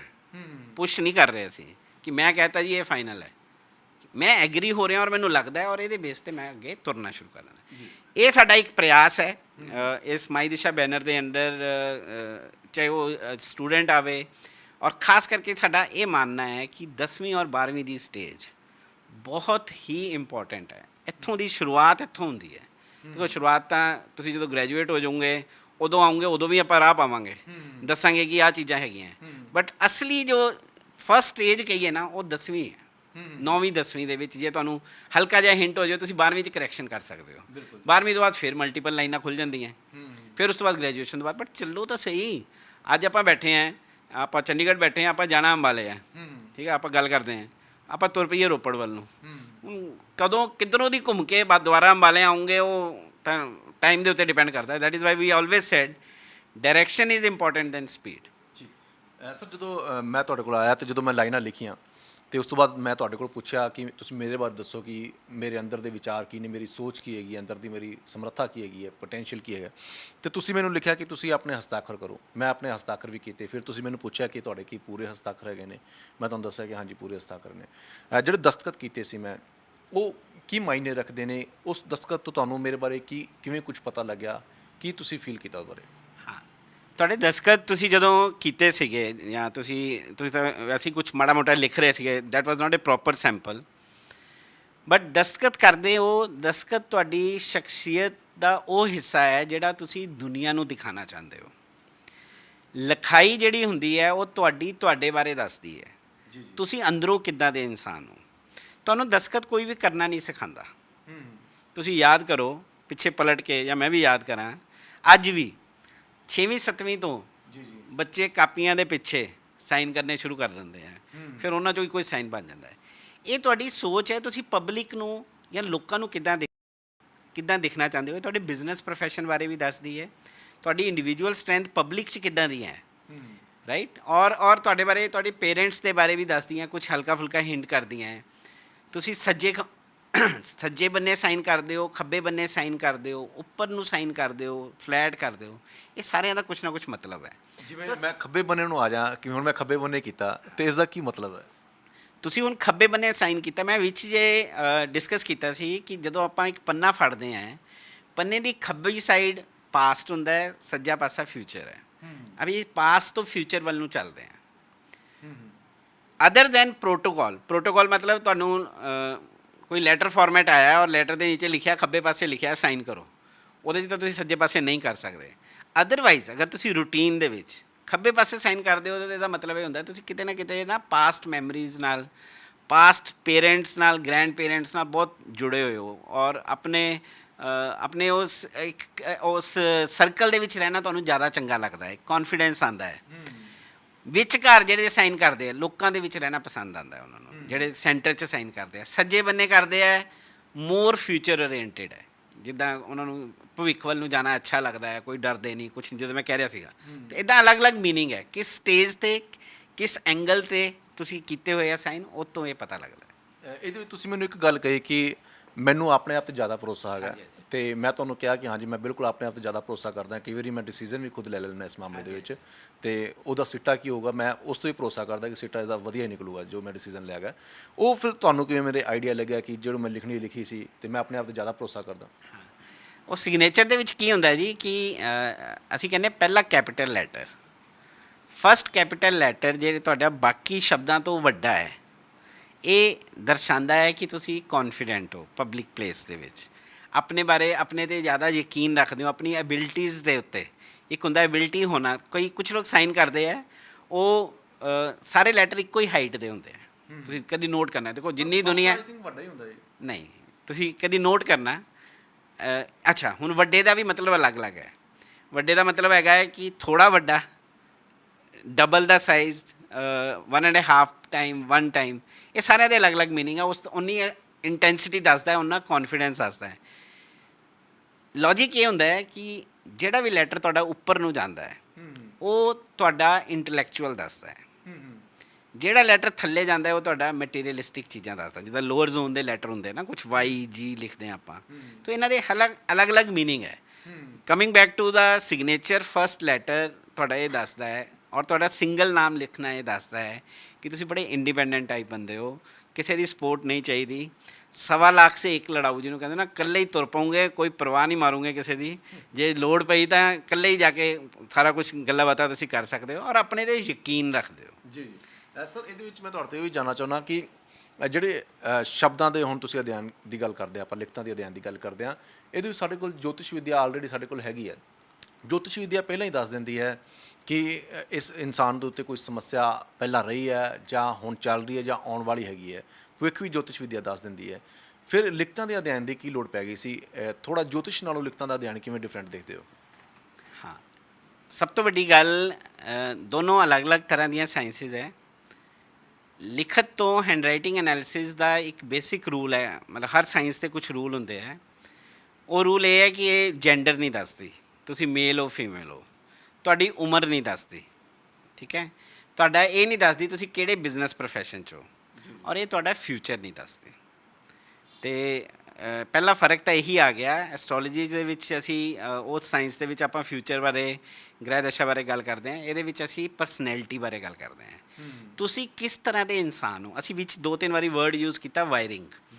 ਮੈਂ ਕਿਸ ਤਰ੍ਹਾਂ ਦਾ ਇਨਸਾਨ ਹੈ, ਔਰ ਮੈਂ ਉਸ ਆਉਣ ਵਾਲੀਆਂ ਪ੍ਰੋਬਲਮਸ ਨੂੰ ਕਿਸ ਤਰ੍ਹਾਂ ਹੈਂਡਲ ਕਰ ਸਕਦਾ ਹੈ, ਕਿੰਨਾ ਸਟਰੋਂਗ ਬਣਨ ਦੀ ਲੋੜ ਹੈ। ਹੁਣ ਅਸੀਂ ਕਿਸੇ ਨੂੰ ਵੀ ਜਾਣਦੇ ਹਾਂ, ਅਸੀਂ ਮੌਕੇ 'ਤੇ ਜਾਂਦੇ ਹਾਂ ਜਦੋਂ ਵੀ ਆਪਾਂ ਦੁਖੀ ਹੁੰਦੇ ਹਾਂ ਜਾਂ ਕੋਈ ਪ੍ਰੋਬਲਮ ਆ ਗਈ, ਤਾਂ ਅਸੀਂ ਇੱਕ ਤਰ੍ਹਾਂ ਨਾਲ ਇੱਕ ਸਲਾਹ ਲੈਣ ਲਈ ਜਾਂਦੇ ਹਾਂ। ਹੁਣ ਸਲਾਹ ਦੇ ਵਿੱਚ ਤੁਹਾਨੂੰ ਦੱਸਦਾ ਕਿ ਭਾਈ ਸਾਹਿਬ 6 ਮਹੀਨੇ ਔਖੇ ਹੈ, ਸਾਲ ਔਖਾ ਹੈ। ਹੁਣ ਉਹ ਸਾਲ ਔਖਾ ਤਾਂ ਆ ਗਿਆ, ਹੁਣ ਉਹਦਾ ਦੂਜਾ ਤਰੀਕਾ ਕੀ ਹੈ? ਘਰ ਆ ਕੇ ਮੈਂ ਬਹਿ ਜਾਵਾਂ, ਮੈਂ ਥੋੜ੍ਹਾ ਜਿਹਾ ਡਿਪਰੈਸਿਵ ਹੋ ਜਾਵਾਂ, ਜਾਂ ਮੈਨੂੰ ਤਾਂ ਲੱਗੇ ਸਾਲ ਤਾਂ ਕੁਛ ਹੋਣਾ ਹੀ ਨਹੀਂ ਹੈ। ਫਿਰ ਤਾਂ ਆਪਣੇ ਬੇਸਿਕ ਰੂਲ ਆਪਾਂ ਗੱਲ ਕਰਦੇ ਹੀ ਹਾਂ ਕਿ ਪੁਰਸ਼ਾਰਥ, ਕਰਮਾ, ਕੰਮ ਤਾਂ ਕਰਨਾ ਹੀ ਹੈ। ਹੁਣ ਉਹਦੇ ਲਈ ਅੰਦਰੋਂ ਇੰਨਾ ਕੁ ਸਟਰੋਂਗ ਹੋਣਾ, ਹੁਣ ਉਹ ਇੰਡੀਕੇਟਰ, ਹੁਣ ਉਹ ਸਾਲ ਮਾੜਾ ਹੈ, ਹੁਣ ਕੁਛ ਹੋ ਸਕਦਾ ਹੈ। ਅਨਫੋਰਚੂਨੇਟਲੀ ਉਹ ਇੰਨੇ ਕੁ ਡਿਪਰੈਸਿਵ ਹੋ ਜਾਣ, ਬਹਿ ਜਾਣ ਕਿ ਮੈਂ ਤਾਂ ਕੁਛ ਕਰਨਾ ਨਹੀਂ, ਕਿਉਂਕਿ ਮੇਰੇ ਨਾਲ ਤਾਂ ਕੁਛ ਹੋਣਾ ਨਹੀਂ ਮਾੜਾ, ਮੇਰਾ ਤਾਂ ਟਾਈਮ ਮਾੜਾ ਚੱਲ ਰਿਹਾ ਹੈ। ਅਨਫੋਰਚੂਨੇਟਲੀ ਅਗਰ ਕੋਈ ਇੱਦਾਂ ਦੀਆਂ ਸਟੇਟਮੈਂਟਸ ਆਉਂਦੀਆਂ ਹੈ, ਬਟ ਉਹ ਸਟੇਟਮੈਂਟ ਦੇ ਵਿੱਚ ਵੀ ਅਗਰ ਮੈਨੂੰ ਕੁਛ ਪਤਾ ਲੱਗਦਾ ਹੈ ਕਿ ਹਾਂ ਯਾਰ ਮੈਂ ਤਾਂ ਠੀਕ ਹੈ, ਫਿਰ ਕੀ ਹੋਇਆ ਮਾੜਾ ਆਉਣਾ, ਅਤੇ ਮੈਂ ਇਹਨੂੰ ਇੱਦਾਂ ਠੀਕ ਕਰ ਸਕਦਾ। ਹੁਣ ਉਹ ਕਾਉਂਸਲਿੰਗ 'ਚ ਜਿੱਦਾਂ ਆਪਾਂ ਗੱਲ ਕੀਤੀ, ਵਿੱਚ ਕਈ ਤਰ੍ਹਾਂ ਦੇ ਸਵਾਲ ਜਵਾਬ ਆਏ। ਹੁਣ ਮੈਨੂੰ ਲੱਗਾ ਕਿ ਯਾਰ ਮੈਨੂੰ ਇਹ ਸਾਈਕੋਲੋਜੀਕਲ ਹੈ, ਕੋਈ ਗੱਲ ਨਹੀਂ, ਫਿਰ ਕੀ ਹੋਇਆ, ਚੱਲਣਾ ਤਾਂ ਹੈ ਹੀ ਹੈ। ਕੀ ਪਤਾ, ਆਪਾਂ ਇਹ ਵੀ ਕਹਾਵਤਾਂ ਕਹਿੰਦੇ ਹਾਂ ਕਿ ਜੇ ਮਾੜਾ ਟਾਈਮ ਆਇਆ ਤਾਂ ਚੰਗਾ ਵੀ ਆਊਗਾ, ਆਪਾਂ ਆਪਣੇ ਬਜ਼ੁਰਗਾਂ ਤੋਂ ਸੁਣਦੇ ਆਏ ਹਾਂ। ਬਟ ਉਹ ਟਾਈਮ ਨੂੰ ਹੈਂਡਲ ਕਰਨ ਦੀ ਪਾਵਰ ਮਿਲਣਾ, ਔਰ ਉਹ ਇੰਡੀਕੇਸ਼ਨ ਦਾ ਪਤਾ ਲੱਗਣਾ, ਉਹਦੇ ਨਾਲ ਆਪਾਂ ਇਹਨੂੰ ਅੱਛੀ ਤਰ੍ਹਾਂ ਨਾਲ ਹੈਂਡਲ ਕਰ ਸਕਦੇ ਹਾਂ। So your answer is astrology is at its own place with due respect to that science. ਇੱਥੇ ਆਪਾਂ ਨੂੰ ਆਪਣੇ ਅੰਦਰ ਦੇ ਸਿਸਟਮ ਬਾਰੇ ਪਤਾ ਲੱਗ ਜਾਂਦਾ, ਮੇਰੀ ਅੰਦਰ ਦੀ ਕੀ ਸਟਰੈਂਥ ਹੈ, ਮੇਰੀ ਪਰਸਨੈਲਿਟੀ ਕੀ ਹੈ, ਔਰ ਉਸ ਪਰਸਨੈਲਿਟੀ ਦੇ ਮੁਤਾਬਿਕ ਮੈਂ ਕਿੱਦਾਂ ਚੀਜ਼ਾਂ ਨੂੰ ਹੈਂਡਲ ਕਰ ਸਕਦਾ, ਮੈਂ ਕਿਸ ਚੀਜ਼ 'ਚ ਜਾ ਸਕਦਾ ਹੈ, ਕਿਸ ਬਿਜ਼ਨਸ ਪ੍ਰੋਫੈਸ਼ਨ 'ਚ ਜਾ ਸਕਦਾ ਹੈ। ਮੈਨੂੰ ਐਜ਼ ਏ ਸਟੂਡੈਂਟ ਮੈਨੂੰ ਕਿਹੜਾ ਕਰੀਅਰ ਚੰਗਾ ਲੱਗੇਗਾ। ਐਜ਼ ਏ ਹੋਮ ਮੇਕਰ ਮੇਰਾ ਰਿਲੇਸ਼ਨਸ਼ਿਪ ਇਸ਼ੂ ਆ ਰਿਹਾ, ਮੈਂ ਕਿਸੇ ਦੀਆਂ ਗੱਲਾਂ ਨੂੰ ਬਹੁਤ ਸੀਰੀਅਸਲੀ ਲੈ ਲੈਂਦਾ। ਹੁਣ ਘਰਾਂ 'ਚ ਦੇਖੋ, ਜਨਾਨੀਆਂ ਦੇ ਕੇਸ ਦੇ ਵਿੱਚ ਕੀ ਹੁੰਦਾ ਹੈ, ਜ਼ਿਆਦਾਤਰ ਸੱਸ ਨੂੰਹ ਦੀ ਲੜਾਈ ਜਾਂ ਆਪਸ 'ਚ ਰਿਸ਼ਤੇਦਾਰੀਆਂ ਦੀ ਲੜਾਈ। ਹੁਣ ਮੇਰੀ ਨੇਚਰ ਇੱਦਾਂ ਦੀ ਹੈ, ਹੁਣ ਮੈਂ ਇੰਨੀ ਕੁ ਸੈਂਸਿਟਿਵ ਹੈ ਕਿ ਮੈਨੂੰ ਤਾਂ ਛੋਟੀ ਜਿਹੀ ਗੱਲ ਵੀ ਚੁੱਭ ਜਾਂਦੀ ਹੈ। ਹੁਣ ਮੇਰੀ ਵਾਇਰਿੰਗ ਹੀ ਇੱਦਾਂ ਦੀ ਹੈ, ਕਿਉਂਕਿ ਮੈਂ ਸ਼ੁਰੂ ਤੋਂ ਹੀ, ਮੇਰਾ ਬਚਪਨ ਤੋਂ, ਮੈਂ ਕਿਉਂ ਇੱਦਾਂ ਹੋਇਆ ਉਹਦੇ 'ਤੇ ਤਾਂ ਨਹੀਂ ਜਾਵਾਂਗੇ ਆਪਾਂ, ਬਟ ਜੇ ਮੈਂ ਅੱਜ ਇੱਦਾਂ ਦੀ ਹਾਂ ਔਰ ਮੈਨੂੰ ਪਤਾ ਲੱਗ ਗਿਆ, ਫਿਰ ਮੈਨੂੰ ਉਹਦਾ ਹੈਂਡਲ ਕਰਨ ਦੇ ਤਾਂ ਬਹੁਤ ਤਰੀਕੇ ਹੈ ਜੀ।